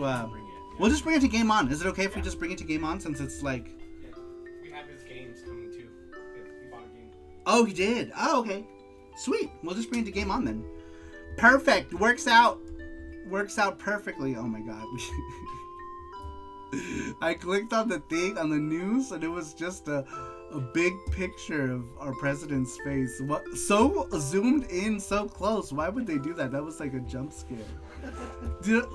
So you know on Windows? Yes. I clicked on the side and watch. Let me see if I can do it again. How did I get it to do that? I didn't even know you could pull up news articles like that. How did that come up? Where did it go? Wait, on there? On this computer. What the hell? Yeah, I hit something and the news article came up, and it was like this part of his face, and it was like this. It's like, ah, Gino. It was just funny because like I was in the middle of stuff, and then he was like.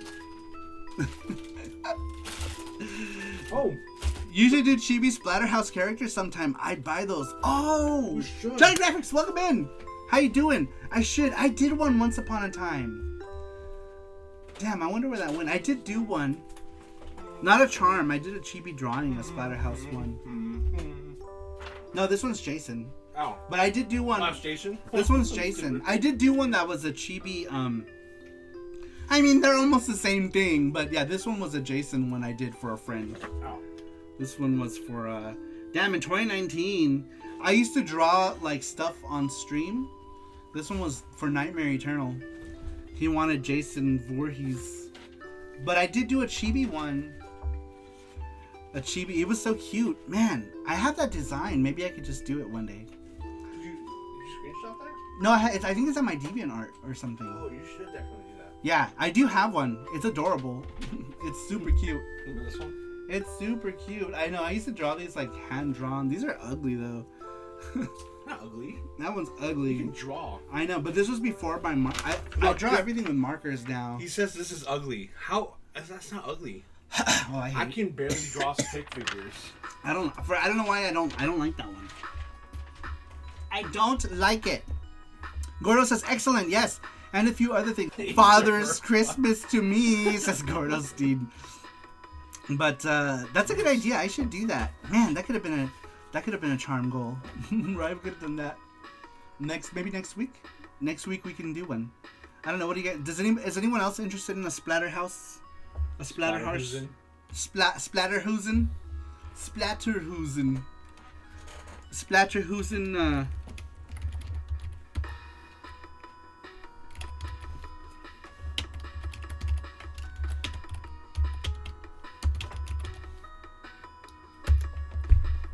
You guys decide.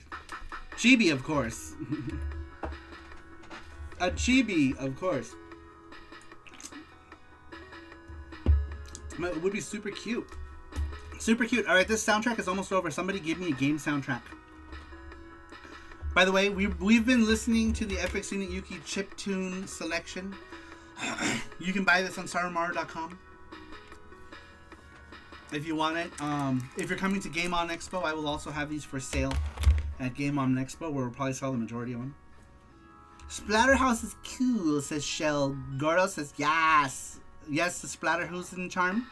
Yay, as long as it's cute and cuddly. It was. I'll find the design, and I have to rework it because the original design is like a low quality one. So, in terms of the size, the resolution is like a low resolution one. But redrawing it will be easy peasy since I already drew it before. I would just have to redraw it. This sounds great. The music or the idea of the charm? Does Shockman have good music? It does have good music. Do you want to listen to Shockman music, Sassy? Music. This is the last track on this, so after this we'll switch to Shockman.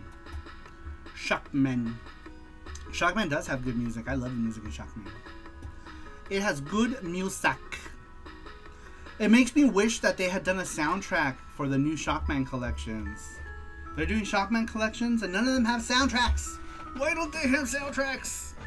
Probably a good thing though, if it had soundtracks at the bottom. Because I don't feel like I want to buy them.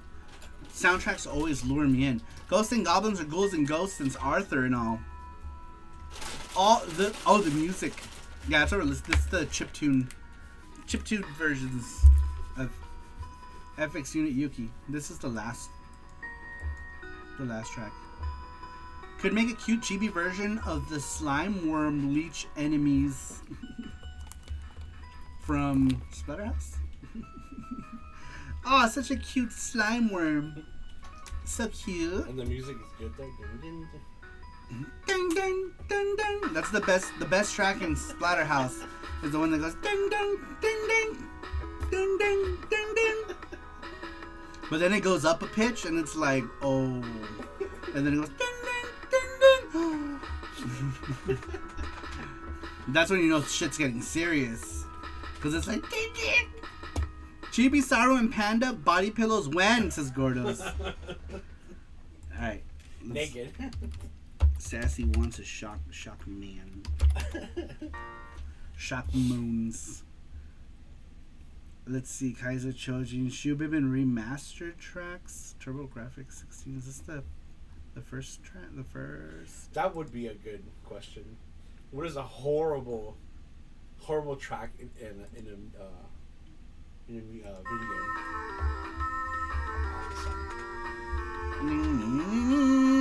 With furry bits. With furry bits that you can touch. G-rated or R-rated? Well, he did say furry bits. So I'm assuming R-rated. R-rated. Alright, let's get back to the question. Sorry, go ahead. Oh, no. We're gonna get back. Are you actually here? Why don't you read the chat? I'm gonna have a cheat up. Okay. Just gonna read the chat. That's what it says. Yes, Splatterhouse. Brian just says you guys should be proud of yourselves. Not many YouTubers can say they have made a game that appears on a Nintendo console. Says Brian simply. You know that this November I would have been on YouTube for 10 years. Oh yeah. 10 years my YouTube account. I've only been active like 8 of those years though. But yeah, my YouTube account is gonna be 10 years old in November. Triple X says Gordo. Johnny Garner says shotgun music slaps. It really does. This track right here. I love this music. How are the Cheetos? Good. I The love Cheetos them. are so good. They're mine. You said you bought them for me. He's like, I bought this for you, and then he eats them all. That's true. Ravagers, my account is like 20, I think. My eBay account. Ravagers. Yeah, my eBay account is from 2000 something. My eBay account is from like 2001 or 2002. It's old. Super old. But yeah, this YouTube channel is like 10 years old. My original YouTube channel where I uploaded like a bunch of random stupid shit like vlogs and just garbage YouTube channel, I think that one's from like 2007, 2008. It's old. A 10-year anniversary stream in November then? Maybe, I don't know. I think something like that is only going to highlight how sad my channel is, so I don't think I want to do that. Gordo says if you get there in town early, check into the hotel, we can get you around to some Japan shops, and then pick up Russ. Oh, we could. Yeah, it depends on how early we leave. We were originally thinking about leaving at like 10 a.m. Yeah, because what time is check-in? 3? Yeah, what time? Check-in is like 3 p.m., right? Because if we leave at 10, it'd be 6 hours to get there? Around 6? So we would get there around 4.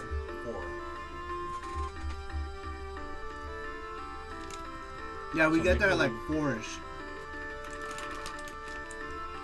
And KBBQ, ooh, I don't know if I want to do KBBQ before the show. Let's say that for like Sunday night or something. Because I'm going to have KBBQ and then be at the show and be like, oh. Yeah, check in at noon. I got a shit. Oh, wow, noon o'clock? Noon o'clock. Noon o'clock. Noon. 12 o'clock. Damn, check in at noon? Noon o'clock.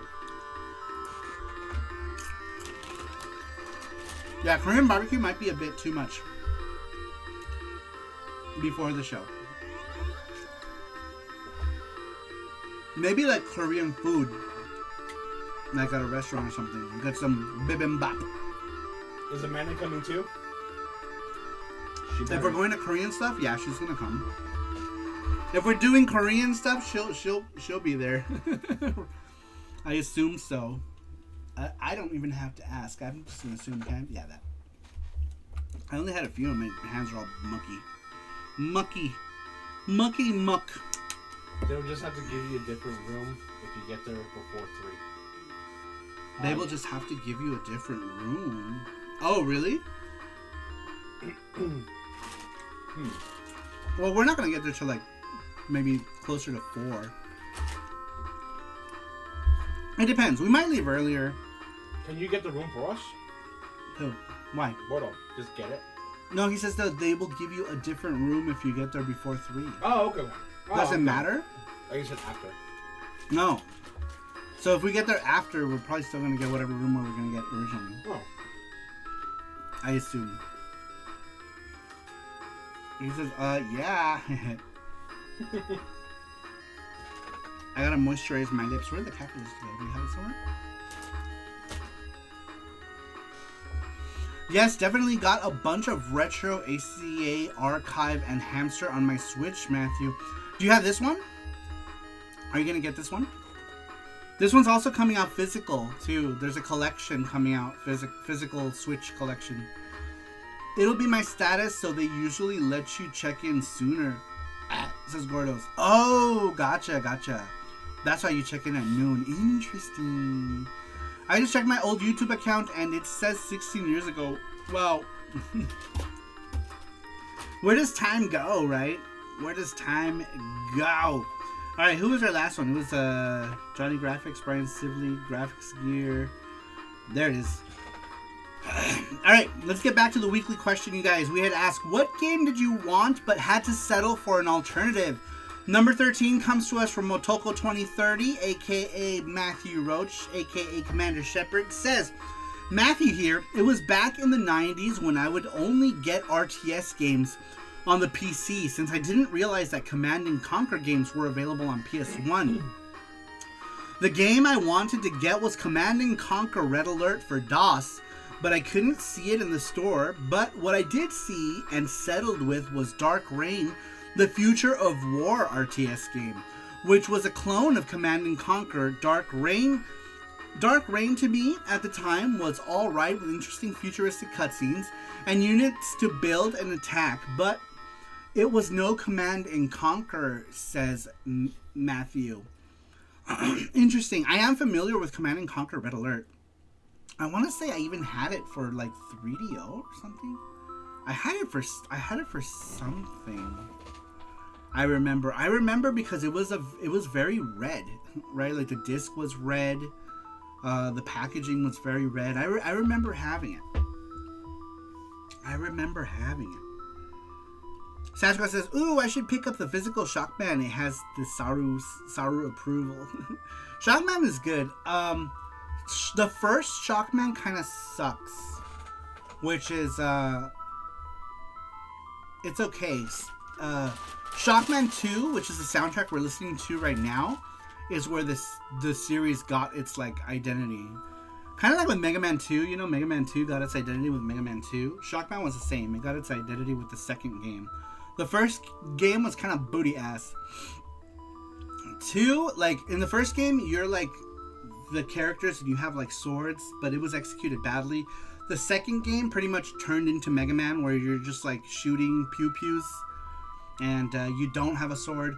Part 3 goes back to the swords, but they executed it in a much better way. And the game is super fun, but it's so short and easy. And 2 is like so hard. They go from like a super hard game to then super easy. I don't know if they got like criticisms for part 2 being too hard, but yeah, part 2 is super hard compared to 3. Let's see here. If it had a 5-disc soundtrack on a jewel case, then it would get Saru dribbling all over it.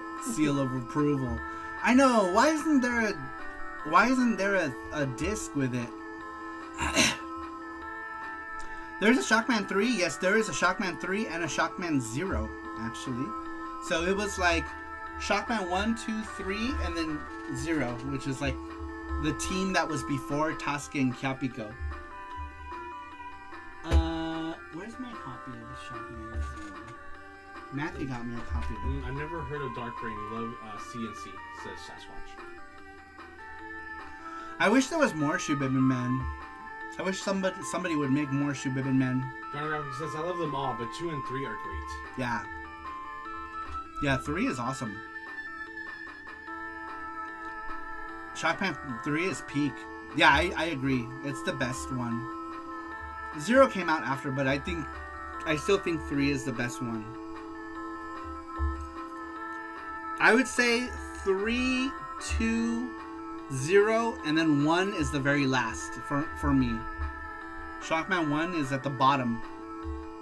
At the top of the list is 3, then 2, and then 0, and then Shockman 1 is... Ah, cool. I shall check it out, Matthew, says Sasquatch. Matthew says...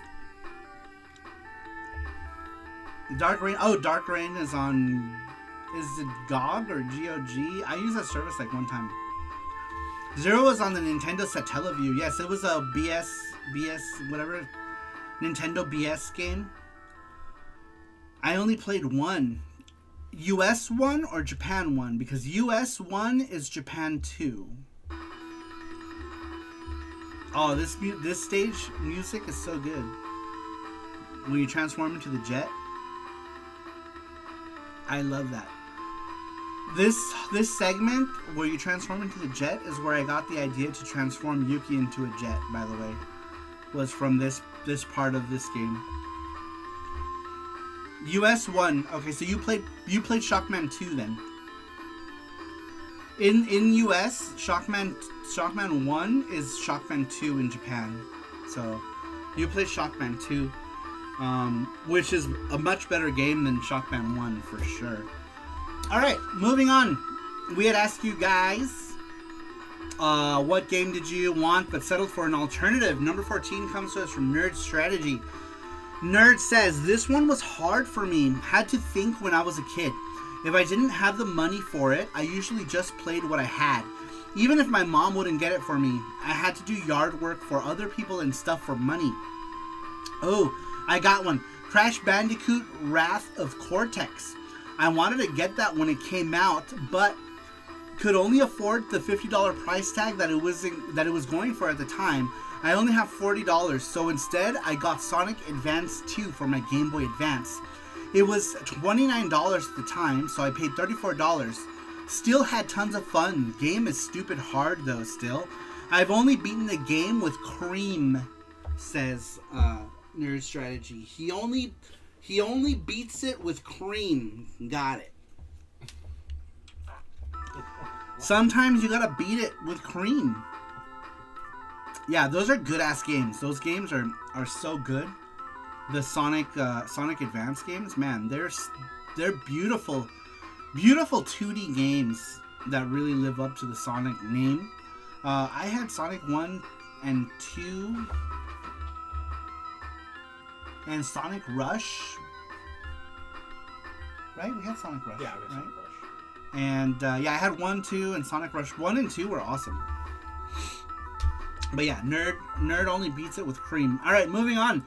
Number 15. Oh wait, what were we gonna do? Did we do Gachapon already? Yeah. We did Gachapon. Yeah. What were we gonna do? What other games? Spin the wheel soon. Spin the wheel soon. Spin the wheel, you guys. Thanks to Matthew and Russ, we're doing Spin the Wheel today. So stick around for Spin the Wheel. You can win all the prizes. 2 more giveaways today. All right.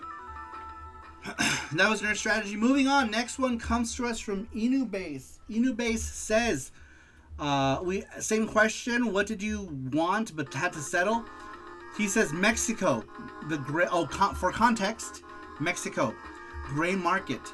El Tianguis. The Mexican Bazaar. A place for cheap ceviche. Counterfeit jeans. Gray Market imports. Open air electro domestic repair and comic book shop. Haggling, quarrels among vendors, occasional fist fights, and the one place you could get a new game.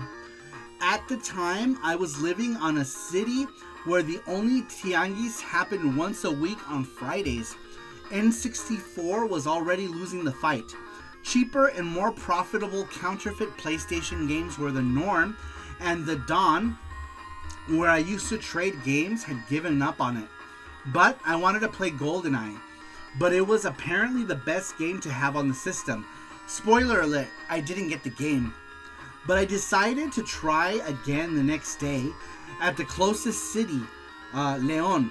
Leon was another level on the civilization system. It had malls, game stores, blockbusters, Japanese arcades. Maybe I would have luck there. But luck also requires money and fare, and buses would eat a tad of it. So I got off from the bus station at the city, then I walked the walk to La Línea de Fuego. Only about an hour or so, if you know the way. I sorta kinda didn't. By the time I got there, it was mostly done. Found one table with N64 games, and there it was. GoldenEye, brand new. Too expensive. I asked what I could trade against my copy of Quest 64. The dude looked at me with disdain and disgust. This was the best I can offer you, pleb. He emoted at a box decorated with a rabbit robot buckethead anime girl. It was the only copy box and a bit dented. And that's how I met Mischief Makers. Yuke Troublemakers in Japan. A motherfucking gem of a game. That game is awesome. That is an awesome game. He emoted at a box decorated with a rabbit robot buckethead anime girl. Oh, I love that. That was a great answer. Rabbit robot buckethead anime girl. That's what I'm going to refer to as Troublemakers from here on out forever. Is Rabbit Robot Buckethead Anime Girl. Perfect. Love that name. He's talking about the game Mischief Makers for N64. If you guys know what Mischief Makers is, in Japan it's called Yuke Troublemakers. But the US name for it is Mischief Makers. It's a game by Treasure that features a rabbit-eared buckethead anime girl named Marina, I believe her name is. But yeah, So no trade, but hey, Mischief Makers makes it not bad. Dude, I think you got the better deal. Well, I'm not a first-person shooter guy, so I would have been totally, over the wall for a Japanese copy of Mischief Makers. Shake, shake, shake this, shake this. Shake these nuts. And now Saru needs to try out Mischief Makers. I like Mischief Makers. It's one of the few N64 games I like and don't own. I don't own a copy of it. I don't know why I don't, but I don't. I need to get one. I should just get like a loose copy at some point. I always forget to pick one up in Japan because like on eBay they want like $50 for a loose copy. I'm like, I don't want to pay that much. I feel like I could find it cheaper especially for a loose N64 game. You know what I mean? Like come on now. That's too much. But yes, I feel like it's a game I need to own. I need to own that. I need to own Sin and Punishment. I don't like the N64, but there are a handful of games that I do like.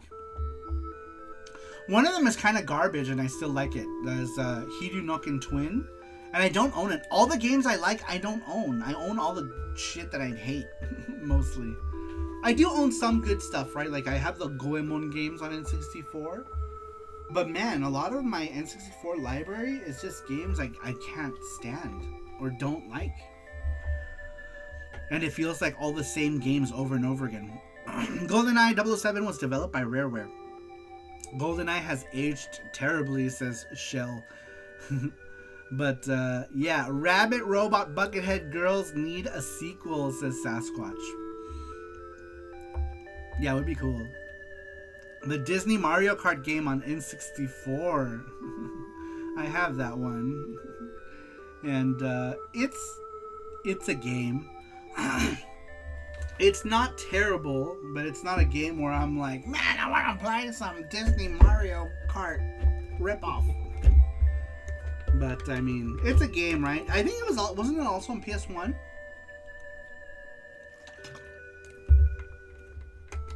I think it was. Unless it was a different game entirely, I'm not sure. Every time you say you don't like N64, a fairy drops dead somewhere out there. Good. Good. Eventually they will all die. Alright. That was an excellent one. Alright, we only got a few more. Should we do the wheel now? Yeah, we should do the wheel. It's time for the wheel! The Wheel of Fairy Death! We're doing it right now, you guys. So these are all the people who were what, in chat or in chat and Gachapon and the list and the list. Okay, all right. Okay, we'll do shuffle 1, 2, and 3. Okay. Ready? All right, you guys. I'm just checking names. Every time you say you don't. Oh, I remember that. All right, you guys. Do we have everyone? Yep. Yep. Alright, here we go, you guys. Borbor says, okay, here's a fairy. Kill it. Kill it. Alright, here we go, you guys. Good luck. Good luck. This is for the wheel. The wheel. Eaterbase. Eaterbase is the winner of the wheel. So with him, I guess we can do a prize, and then I can give it to him when I see him. That's true. That's true. Because I will see Unibase eventually. All right, Unibase. Unibase is the winner of the wheel prize. He said what? He said nani? All right, here we go. Here we go. Let me point the wheel down. This is the wheel. These are all the stuff that's in here. There is a. You can pick your own gachapon from any of the gachapons. Prize box. We have a box full of prizes.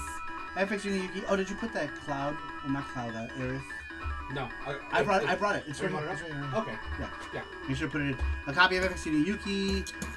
Game box. You can pick a game from the box. Prize box. And a charm pick. You can pick any charm. And it just repeats itself. All right. So here we go. Here we go. We're gonna start it. Right here on prize box and hope it lands on the prize box. Wheel of Morality, turn. Tell us the lesson that we should learn. The lesson is N64 sucks. Alright, here we go. Good luck in your base. Yeah. N64 is a garbage console. Nobody wants N64. Charm pick. Charm pick. All right, you get to pick any charm on sarumaru.com. Pick whichever charm you want. I will bring it to you. I will bring it to you, and you can jam it in your orifice.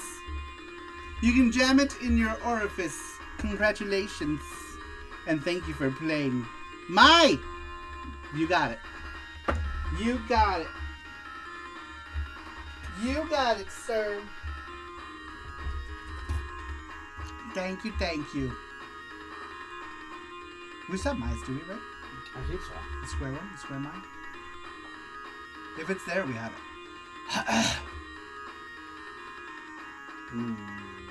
Okay, well, it's not on the website, but we might have an extra one. I think we have one.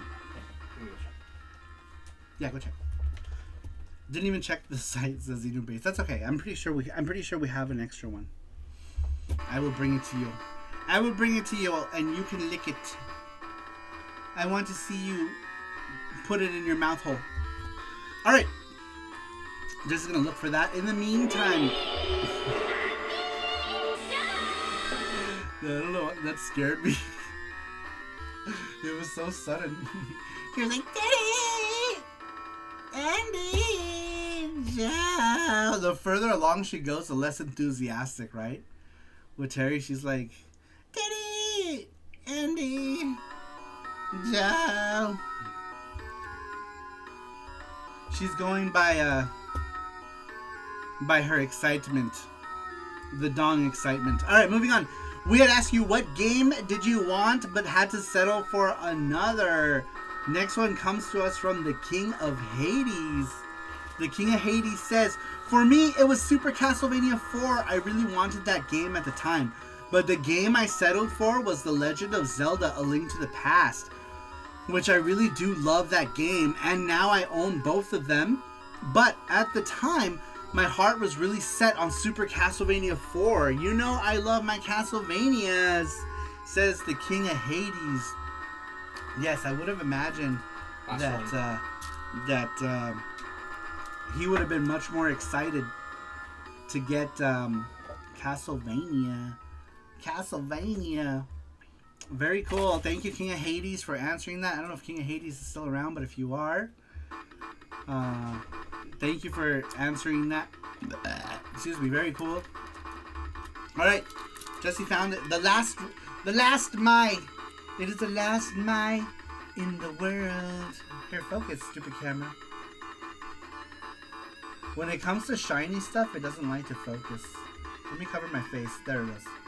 It's trying to focus on my face. There it is. Little chibi Mai. Little chibi Mai with her not so chibi titties. It's like chibi proportion Mai, but like normal proportion titties. This is the way. This is the way. We put, there's Inu base. There it is. We'll give it to you once we meet you. Yes. Camera, focus on the titties. This is Inu base. No, it won't focus on my face. Whoa. There it goes. There it goes. Alright. Moving on. Awesome answer, King of Hades. Of course, the King of Hades was the answer of the Castlevania question, because if we all know King of Hades, he loves his Castlevania. And Super Castlevania 4, man, that was a great one. The music. When I first played Super Castlevania 4 and I heard that first stage music, I was like, whoa, dope. And then like the scaling effects was like, whoa, Super Nintendo. It was amazing.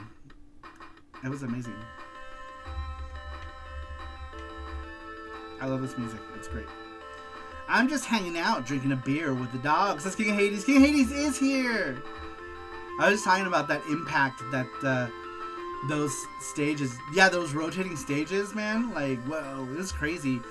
I remember that Konami loved doing that, because they also did that in The Legend of the Mystical Ninja. They had that stage where like the whole like castle rotated. It was cool. But in Mystical Ninja, it did it so fast. Like you step on the thing and the thing went. Mystical Ninja, man, super awesome game. Sorry, I know we're talking about Castlevania, but it reminded me because we were talking about the Konami stuff. But yeah, Super Castlevania 4, when you walk into the castle and that music starts to play, and it's like,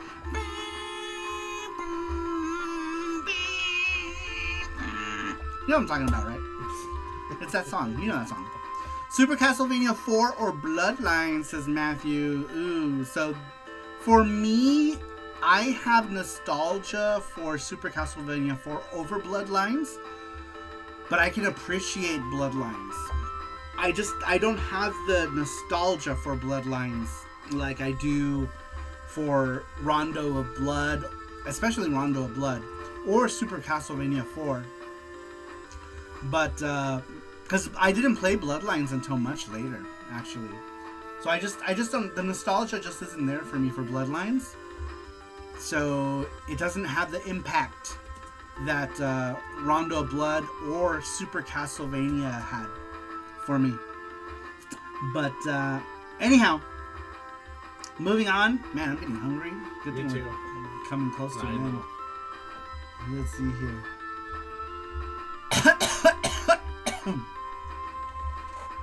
Okay. Soundtrack for Castlevania 4 is extremely good, says Shell. Yeah, the music in that one is excellent. Excellent music. Wait until you're 120. You'll have nostalgia for Bloodlines. I'll be like, back in my day, we talked about that Castlevania Bloodlines. We had this thing called YouTube. It was great. All right, that was the last Shock Man. We're going to do Super Ghouls and Ghosts for Gordos because I almost forgot. I don't know. I put Super Gordo. Super Gordo. I typed in Super Gordos. Do you guys know that game, Super Gordos? Super Ghouls and Ghosts, Game Boy? Nah. Where's the SNES? Where's the SNES? It has to be SNES. Lisp so sharp I can cut diamonds. You could always buy a whip and hit the wall. There's wall meat. That's hitting the wall meat with the whip is what happens when I'm chained to the wall. Okay, Grandpa Saru, time for you to go back to bed now and rest up. It's time for bed. Back in my day. See, the news came up again, and it had a picture. Why is it showing me like all the like? It's so weird. What is my news algorithm? I don't even use this computer for the internet. It was a picture of that one guy. What is that guy's name? The guy who talks like this. He's like, I like to hunt bears. Who is that? What is that guy's name?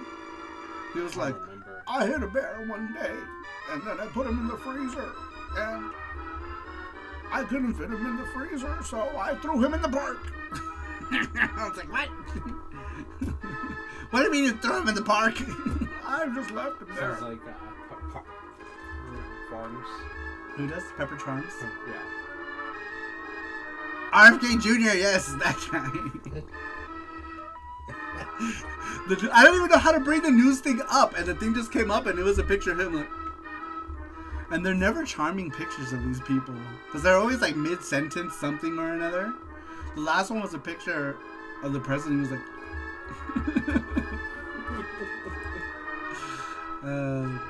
It's so funny.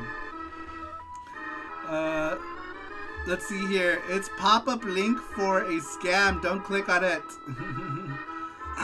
Super Ghouls and Ghosts. Saru blow-up doll faces. Yeah, we're playing this for Gordos. Man, this game is so good, but it's so freaking hard. And then you get to the end, and the princess is like, you gotta do it all over again. I'm getting banged really good by these demons right now. Can you come back later? And Arthur's like, oh, okay. And then he goes around in a full circle to give her enough time to finish her demon orgy.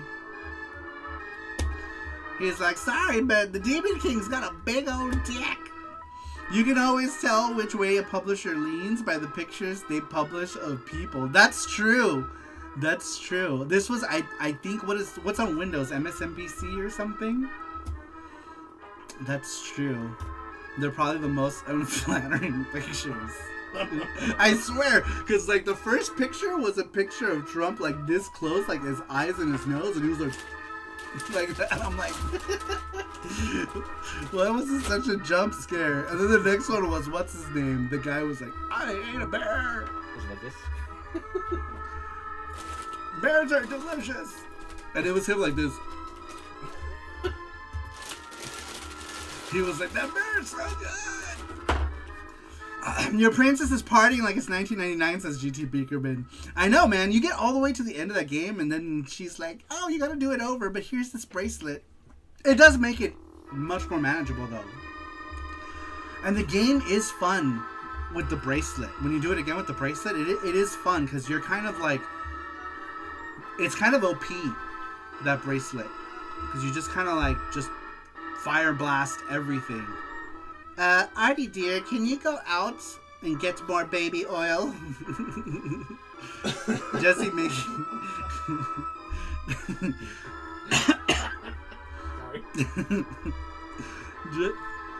Jesse making the tummy rumble with them Cheetos. You can always... Oh, alright. So moving on, we had... oh wait, did we do? What did we do? We just did the wheel, right? Yeah. Okay. So that was King of Hades. Next one. What game did you want but had to settle for an alternative? Number 17 comes to us from Elmer Fudd. Who's Elmer Fudd? I have no idea. Elmer Fudd says, for me, a game I wanted to buy was the Addams Family on the NES, but it didn't start off that way. Do a good job. Maybe I can help you do the impossible. Thank you, sir. Should I get out my knee pad? This answer is leaning into Elmer Fudd. So I don't even have to ad lib it. I did in the beginning, right? Because I said family, but then this person was like, hey, you know what? We're gonna do this. He says, for me, a game I wanted to buy was the Addams Family on NES, but my parents got me with that basically and crazy rabbit instead called Bugs Bunny Birthday Blowout, and it was better game to buy since I can now finally catch that annoying Bugs Bunny at my own home with the power of the NES, and it now became my get to all games so I can finally catch that crazy rabbit, including Bugs Bunny Crazy Castle. Also be very, very quiet. I'm hunting Sarus. Is that sounds like Bort Bort. Is that you, Bort Bort? I was about to say it is Bort Bort. That is you, Bort Bort, isn't it? It has to be. It has to be, yeah. That answer reads Bort Bort. Is it Bort Bort? Diddy's baby oil. He says, "Got you there, Saru." It was you, wasn't it? Be very, very quiet. I'm hunting rabbits. Very nice, Saru. Saru. Saru. Saru. Sounds like Caesar from Life of Brian, says the new base. It was me. Yes, I knew it. I knew it. I don't know why. I had a feeling. I think it was the part where you said I'm hunting Sarus. Biggest Dickus? That's Saru, alright. I mean, what's so funny about Biggest Dickus? The biggest. GT Biggerman, what's up? Welcome in. How you doing? Graphics here says, that's all, folks. Did someone want a gangbang? Or did you meant to say, did someone say gangbang? Bang, bang. Chungus emote is needed at the moment. I know, we need a big Chungus. I will draw anime Chungus, and we'll make it into a charm. Anime Chungus. I'm glad it made you laugh, at least.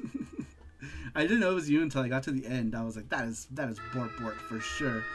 Alright, we got one more, and then the show's over. Everyone go home. I'm just kidding. But yes, it's almost over, and then we're going to do the prize giveaway at the end. If you guys answered the question, prize giveaway, we read them together. We touch lips. Remember the Warner Brothers Studio stores back in the 90s? They were awesome. Oh, I do remember those. I remember seeing those in malls. In LA, they had those. They had them. I wrote it backwards, and your brain wouldn't let you say it backwards. What did you write? What did you write backwards? Biggest, Gang diggest? bang was someone did. Did my brain automatically just read it correctly? Let's see here. I'm good. Just sold a ton of games today at Retrofest. Nice. What's Retrofest? What is Retrofest? Where is Retrofest? Are you going to Game On Expo? If you're not, then what are your plans to go to Game On Expo? Everyone is going to Game On Expo. Everyone! Boom, that brought back memories, says Nuff Dragon. Big Chungus or Biggest Dickus? Biggest Dickus. Gangbang. Bang gang. Oh, did you say bang? I read it gangbang. Is it? And I read it. Did someone say gangbang? My brain automatically just corrected it. My brain was like, gangbang? Is it Tuesday already? All right. We got one. We have one. Sorry, Elmer Fudd was the last one. We have one more answer, and that's it, right? Those are all the answers for tonight. Yay, Tuesdays! Biggest, thickest Tuesdays. Matthew says, any idea for next question? Oh, should we vote? Vote. We don't have to do it. We can just vote on it. Yeah, we can vote on it. We had last week's vote, so we had number 3 as number 4 as the winner. I think we should just vote every time. Okay. We should just vote again, right? Yeah. Or should we do the... Man, look at how... You guys, I don't know if you guys can see, but look at the bottom. Look at how white the bottom of my beard is. That one. For me, it was Gangbang Tuesday. For you, it was the experience of a lifetime. But for me, it was Gangbang Tuesday. Small Retro Vendor Fest Field held annually at a church gym in Fort Worth, Texas. I'm gonna try to go to Retropalooza. I want to buy. Hopefully they don't sell out of the table. They have $150 dev tables. I can't afford it right now, but when I can afford it, I want to get it just to ensure that I have a spot. Because I think it would be good to do that show. Bang Gang Man. Guys, should we take out the video game movie adaptation? Yeah, take that out. We had other ones too, but you said you didn't want to change the order or some. No, I just did it some right now. nonsense. I just did it right now. These tables were only $80 each. I had 2. I'm gonna see if I can get one for the retro show. If I do manage to get a table while they're still up, because right now they're still up, but I don't know how much longer that's gonna be a thing before they sell out. When I can afford to get one, if I can get the table, I will be going to Texas to do it. It'll be my first time in Texas too. I've never been to Texas. But I've been wanting to go to that show for a long time. For a long time. Hopefully I can do so. It would be cool. And anybody near Texas can come and hang out. That would be cool. Alright, Jesse's going to put down the questions right now for what we should vote on for next Saru show. Which should be next week. I don't know. I might push next week's Saru show to the week after. I'm not sure yet. We'll see. We will see. But anyhow, let me go ahead and read this last one, and then we'll do the video game giveaway after we vote on which one. So while you guys are picking, are those the 4? Yeah, those are 4. So 1, 2, 2, 3, 3, 4, 4. Oh, oops. So we got 1 vote for 4, 2 votes for 4. What's the most memorable intro or outro song? Man, you guys really want to keep it with the music themes lately. Okay, 2 for 4. Okay. Y'all really want to keep it with the music themes. But King Hades 666. Side of the devil. Winner. The devil. The devil's dick. Alright. We had asked you guys what game did you want but had to settle for an alternative. Number 18 comes to us from Styx of the Level 857 crew. Really cool channel, guys. Check out Level 857 if you would. I was on their podcast a couple times. Just super funny dudes. Super funny dudes. It's always a fun time. I love doing the show with those dudes. They're hilarious. I feel like I could hang out with those dudes. You know what I mean? Like, you know, after con, hang out with the guys, drink and eat and play games. I feel like it would be so much fun. Guys, vote for the next week's show. We got 2 for 4 and 2 for 3. You guys tell us what you guys want. Yep. Be double fisting drinks. Just be like, blah, blah, blah, blah, blah. All right, number 18 comes to us from Stick. Stick says, I wanted the 8 megabit classic Strider, but since I didn't have a Genesis, I had to settle for Strider for the NES. Blech. Yeah, dude, Strider for the NES was rough. So rough, man. I can't imagine Strider for the NES. Oh my god. Oh my god. Okay, you guys, vote for your things. Oh, 3 is easy. Grand Stream Saga, the shower scene with Laramie. So are you voting for 3 or are you voting for 4? Oh. Enough said. No, it's over. He picks 4. He picks 4. 2. Stick says 2. I guess 4. This is enough. Strider on the NES is a buggy mess. Yeah, dude, that game is rough.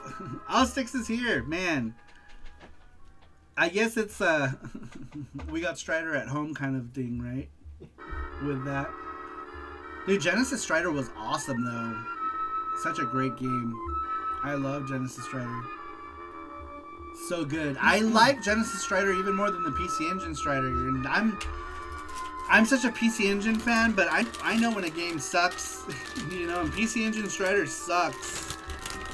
It has cool cutscenes and music, but man, that gameplay is not as bad as the NES. It's still more playable, but fuck, man.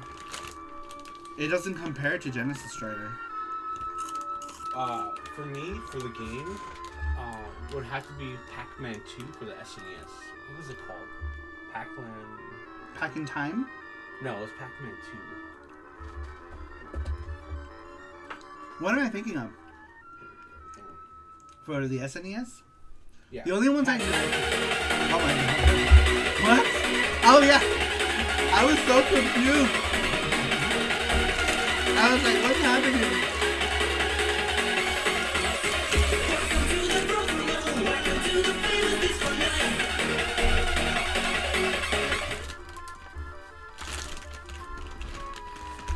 I was like, what is happening? First off, that scared the shit out of me. I just wanted to eat my chippies.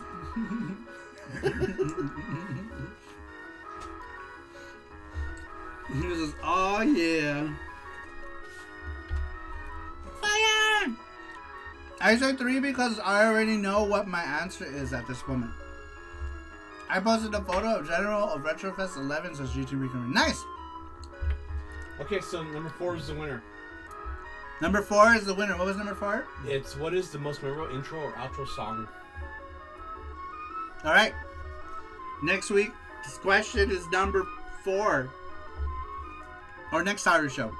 I haven't decided. It depends. If I can get all the work I need to get done this week, I will postpone SaruShow to the week after. The one we will be postponing is the one before Game On. Yeah. So, the Saturday before Game On, we will not have a SaruShow because we'll likely be getting ready for the show. But we will do Game On at... we will do SaruShow at Game On from the hotel. So if you guys tune in that Saturday, we will be at our hotel room, probably with some guests. I'm assuming if we're gonna do hangout at the hotel, maybe. But we will do SaruShow from the hotel. It'll be awesome. That's gonna be a divisive topic. I can hardly wait, says Screw the Net. Until you answer with an answer saying, too many to think of. Or something. What was your answer? Too many to talk about. In towels in the hotel room, yes.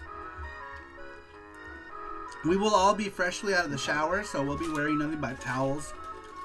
But I'll have my towel over my titties. And then one on my head, of course. It'll be so much fun, you guys.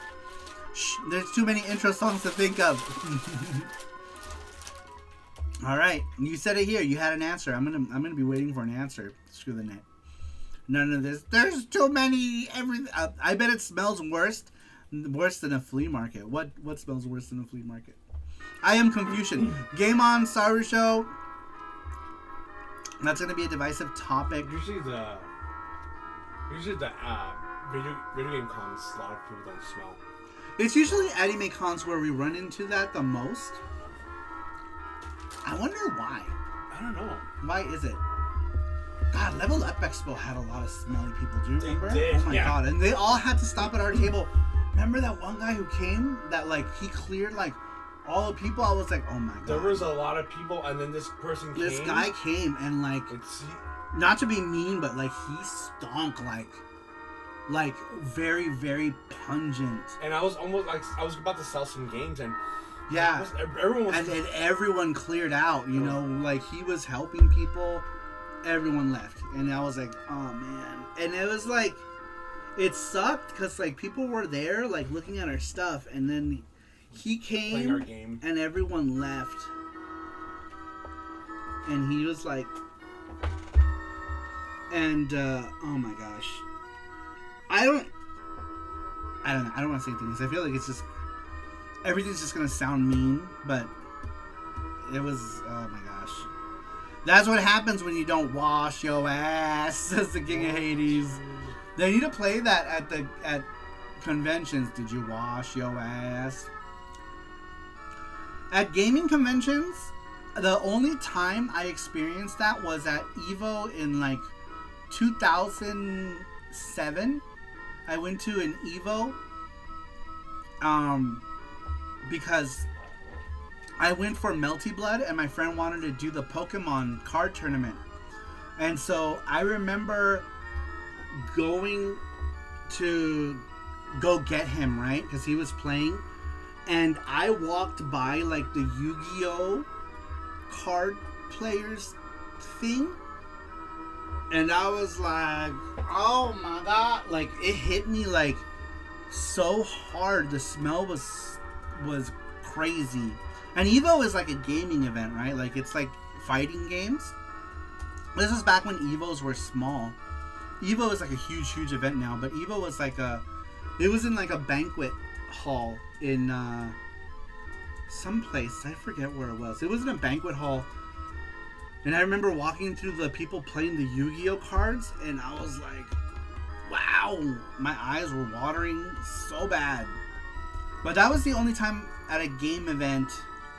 That's a lie. The next time was Game on Expo. We were just talking about it. Game on Expo. I guess both. I think conventions in general attract people who don't shower, I guess. EVOs were around the 90s, right? Were they? I don't know. My first one was in 2007 or 2006. I don't remember. I went because they had like a Melty Blood Act Cadenza, or one of the Melty Bloods for PS2. They were doing at the show. That's one of the games, and I participated, and I got my ass beat. So beat, so hard. The smell was part of the fighting spirit, says the Base. But these people were just playing card games. No one was doing anything. But man, the Yu-Gi-Oh! Now I will forever, I forever have that associated with Yu-Gi-Oh! Every time I think of Yu-Gi-Oh! Cards, I think of that time in EVO now. And I don't know. I don't get it.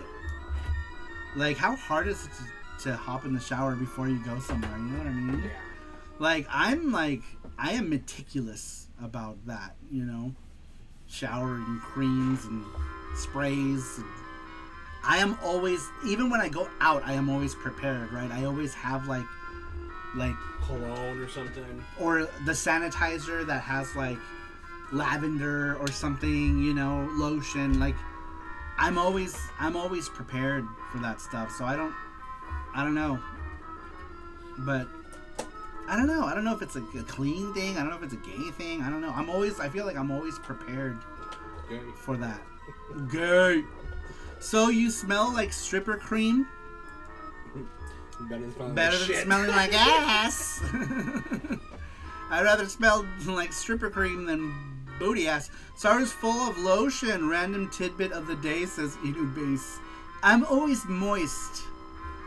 How do you think I keep these cheeks so smooth? I'm just kidding. Well, partially kidding. I do have a regimen. When do you put the body glitter on, says the King of Hades? And the pasties? I'm wearing pasties right now. Twitch doesn't allow you to show nipples. Evo or emo, says Speakerman. Let's see. Spoint. They brought the funk, says Sticks. I could be wrong about Evo. I'm probably thinking of early Magic the Gathering tourneys, which came like 6 years before the Pokemon tourneys and 10 years before the Yu-Gi-Oh! In the West, says. Let's see. When SaruShow stream. Saru Sabago keep them tips sparkling and gloriously shiny hiney. You gotta moisturize the areolas. Sounds kinky, says Shell. All cream is moist. I didn't read the rest of it before I deleted it. All I read was all cream is moist. So moist. But anyhow, was that it? That was all of them, right? All cream is moist, but not all moist is cream, says Johnny Graphics. Not watching that one. Which one? The Hariolas? You're not gonna watch the Hariolas stream? Oh man. Oh man. This is the Gway. It says screw the net. Alright, let's go ahead and do the giveaway. You guys, you got everything? Everyone in the wheel? Yep. Everyone in the wheel, it's time for prize giveaway. Prize giveaway. Prize giveaway. Oh, Brian Sibley says I counted the votes and 3 and 4 are actually tied. I might be wrong though. Yeah, you might be wrong because Snow Dragon was saying something else. He said 3 but 4. Yeah, I think you counted. Make sure you didn't count enough dragons twice. Because Snow Dragon said 3, but he was talking about something else. So if you go up.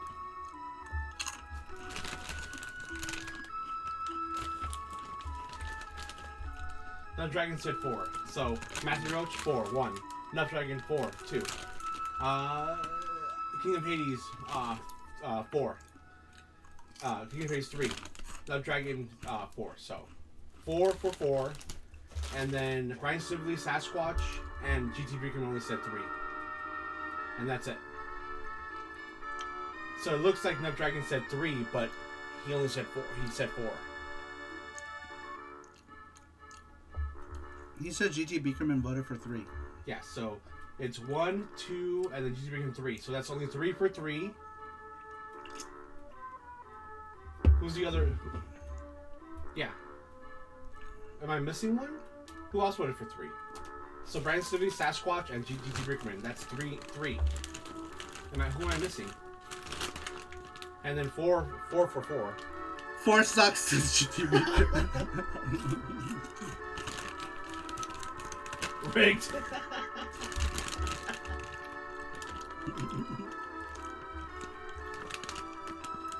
If Hades said 4. Yeah, he said 4. Yeah. So Matthew Roach, Nuff Dragon, King of Hades, and Yakov did 4. But if you see below, Nuff Dragon said, "Oh, 3 is easy." Grand Stream Saga, the shower scene with Larme. He meant to, he said that for like an answer or something.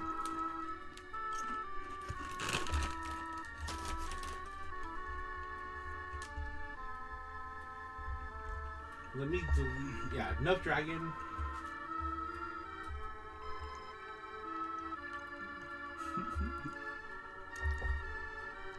So ignore Nuff Dragons. The whole 3 is easy because that's not his. He picked 4 above. If you read it. And this is where democracy dies. Says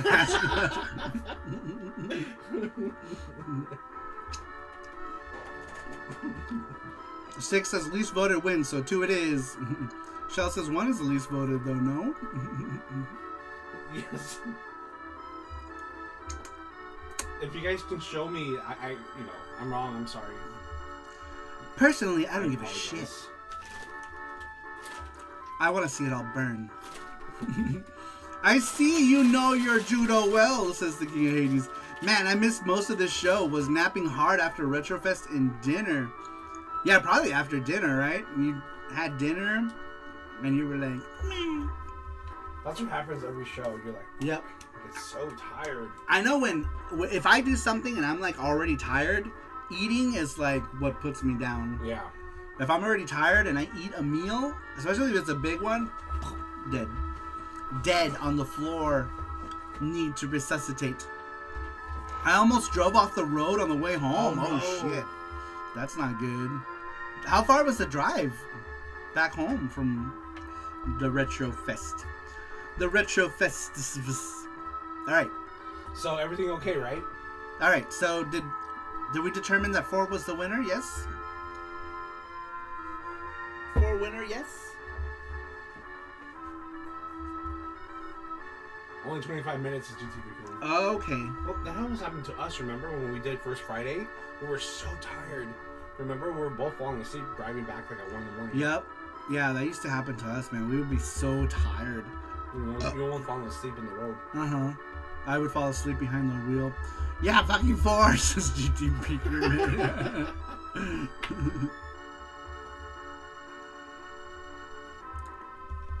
Yeah, it's crazy. Matthew Kelly says you didn't cause an accident happen on that day, correct? What day? Oh, like falling asleep behind the wheel?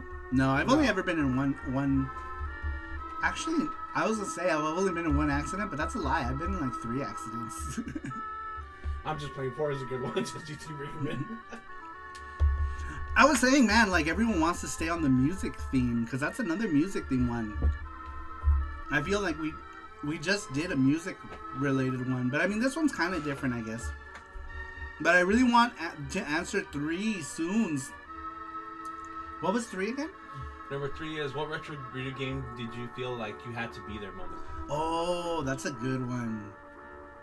Man, yeah, that would have been a good one. That's the one we had next. It's the one last week. Last week, that one. Yeah. And voting turned against us this week. Last week, that was 2nd place, right? Yeah, that was 2nd place. And it's 2nd place again. Actually. Yeah, 2nd place again, yeah. That one always ends up being 2nd place to whatever other question. Alright, we gotta add some more questions too. So if you guys have any more suggestions, we always have 4 to vote on. Do we have another one to put in that place? Comment below, huh? Yeah, comment below if you guys have any other show ideas that you guys, subjects you guys want to talk about game related wise. We might have another one somewhere in our chat too. Yeah, I can go see them. And we added add this them. one today. This one. What's the most memorable intro or outro song? Oh, number 4 was just added today. Yes, number 3 for next SaruShow. Yep, we gotta vote. We gotta vote. That this is the Saru democracy. Best tits says no. We already did that one. Best tits. Who said that? Take a guess. Oh. Take a wild guess. But yeah, we already did. We did that one. Well, close enough. King Hades says worst tits. Who's got the worst tits? Video games had the best opening, but worst ending, says the King of Hades. Oh, that's what he's talking about. Who has the best man boob in all the land? Me.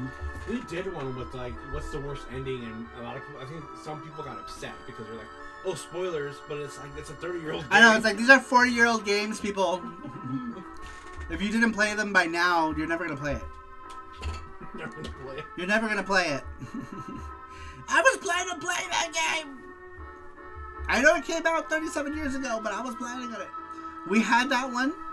We had like, who is your sexiest, cutest, character in a game, and like everyone was like, Cammy, Chun-Li. Chun-Li.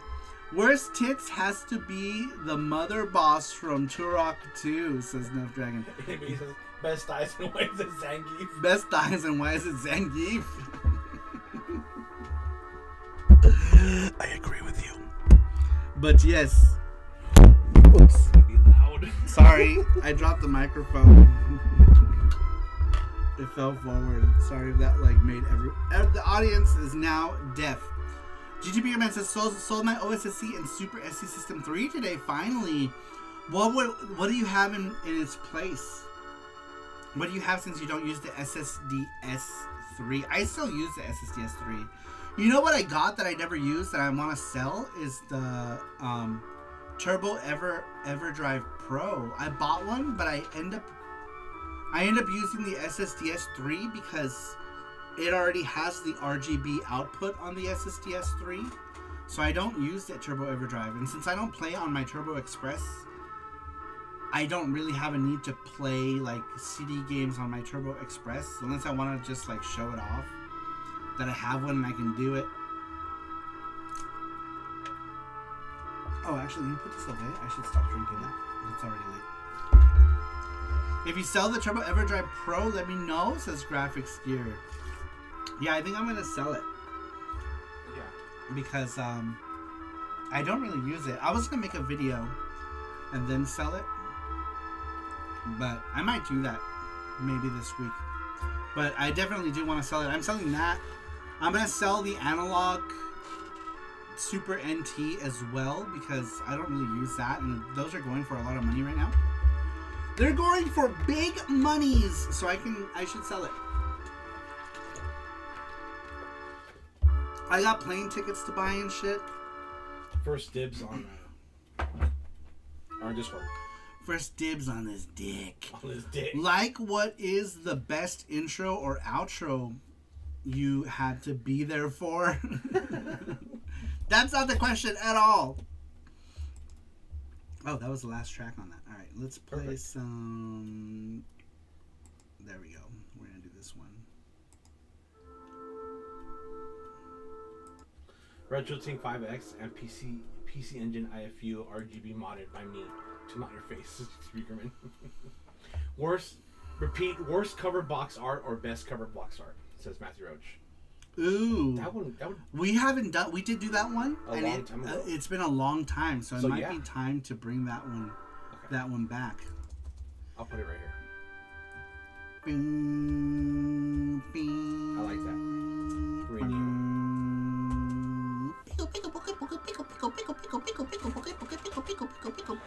That's my rendition of the song. We need to recycle some albums. Do do do do do do do do. Best song. Best song. We did it in 2020 for worst box art. Wow. Okay, then perfect. We'll add that one to next week. I know that music, says King of Hades. Yes, it's Sonic the Hedgehog.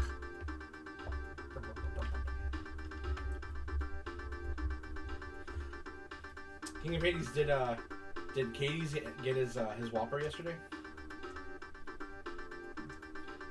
Oh, did he?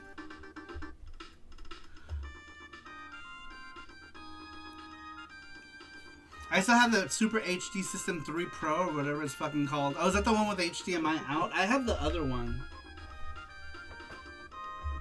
I had the other one because I couldn't get behind that fucking blue color. Matt says, this is the music that scares Jesse since this is Sonic the Hedgehog. King of Hades says, yes, he did get his Whopper. Whopper! I have this one. Because it matches this shell that I got. And it has the RGB out. So I just connect that to my RetroTink. And it looks fucking amazing. It looks so good through the RetroTink. Because I also have these cables. Oops. I'm making a fucking mess. Making a fucking mess. I have these cables. They're so big, but they work. The HD Retrovision. So I hook these up to my PC Engine. And it looks so good. It's like,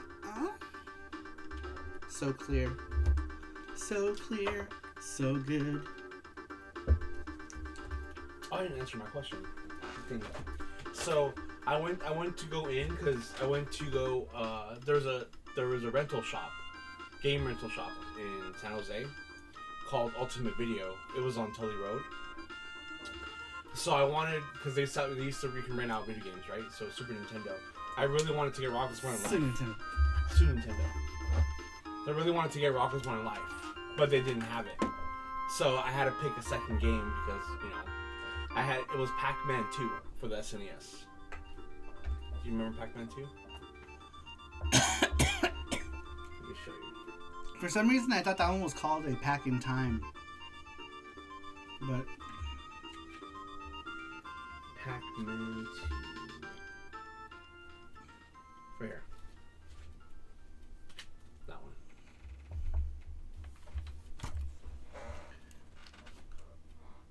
oh, Pac-Man 2: The New Adventures. Yeah.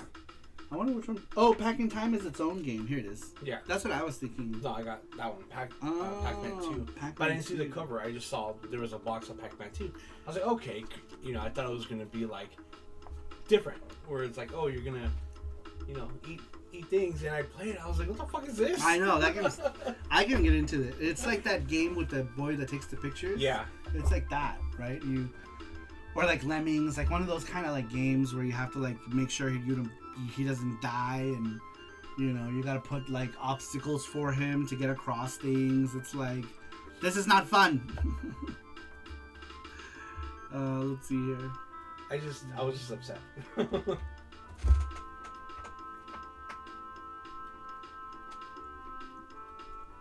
But then I played Rocket's My Life, and then I played Rocket's My Life later on, and I was like, this game sucks too. It does suck. Yeah. I was like, you put obstacles to get Spunky Yeah. up to the goal, and I'm like, okay, this is boring. Yeah. I thought it was gonna be like an adventure game, Yeah. No, That game does suck. I was so upset. Both those games suck. They do, yeah.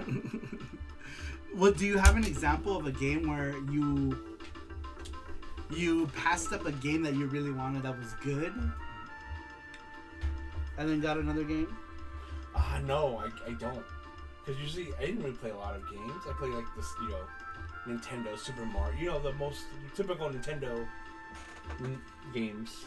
Yeah. So every single game I buy because I have two of those stories, but you guys have heard them before. One of them was my Kid Nicky story, and the other one was my Ranma 1/2 one. Alright, gotta get some grub. Have a good daytime saving thingy, says oh, you're right. Enu Base. Oh, when does that happen? When do we jump forward? We jump forward, right? Yeah, we jump forward. It'll be 3 at 2 a.m.? Yeah. Is that how it works? So we lose an hour. So if you go to work tomorrow, that sucks. You lose an hour. 2 a.m. Shit, it's travel. It's time Forward. travel. Yeah. Yeah, so we go forward an hour. So soon for some people. Right? 12-1 already happened. Did it already happen for some people? Who did it happen for already?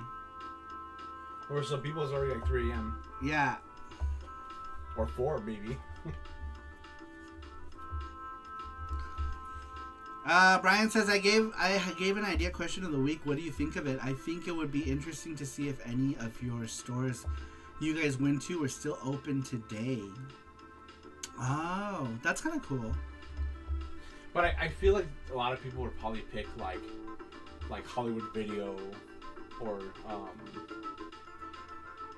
call it GameStop. Maybe. I don't know. We'll put that up. One of mine is still open to this very day.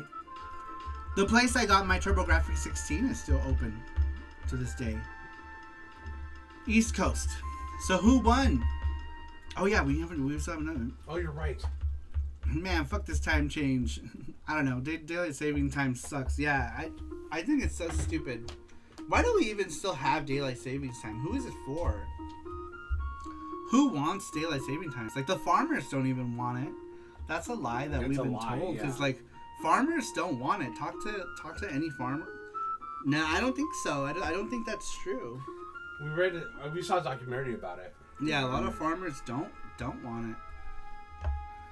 What's the worst place to get a hand job behind a dumpster, says King of Hades? I mean, Maybe. Is this Secret of Mana since you keep in? No, this is Super Castlevania 4. Manavania. Okay, ready for the thing? Everyone agrees they want it gone, but Congress couldn't come to an agreement. Like, why? I don't understand why we even do it, to be honest. All right, let's do the game giveaway, and then we're gonna sign off. We're almost at the 3-hour mark. That's usually when we do the thing. All right, you guys. Here is the wheel. These are all the people who answered this week's question, minus the people that didn't give us like actual answers. That is everybody. All right, you guys. Thanks everyone for actually taking the time for giving us answers. Minus the ones that didn't actually give us an answer. Yeah. Okay, there we go. All right, these are all the people who actually gave us like actual answers, not the ones that said, "Oh, I don't know," or whatever the answers. Okay, thanks everyone for answering the question. When we do next week's question, you could do it okay. Or we can do it okay. We can do it again. But here we go, you guys. This is everyone who answered. Thank you so much for taking the time to answer the question. Good luck, everybody.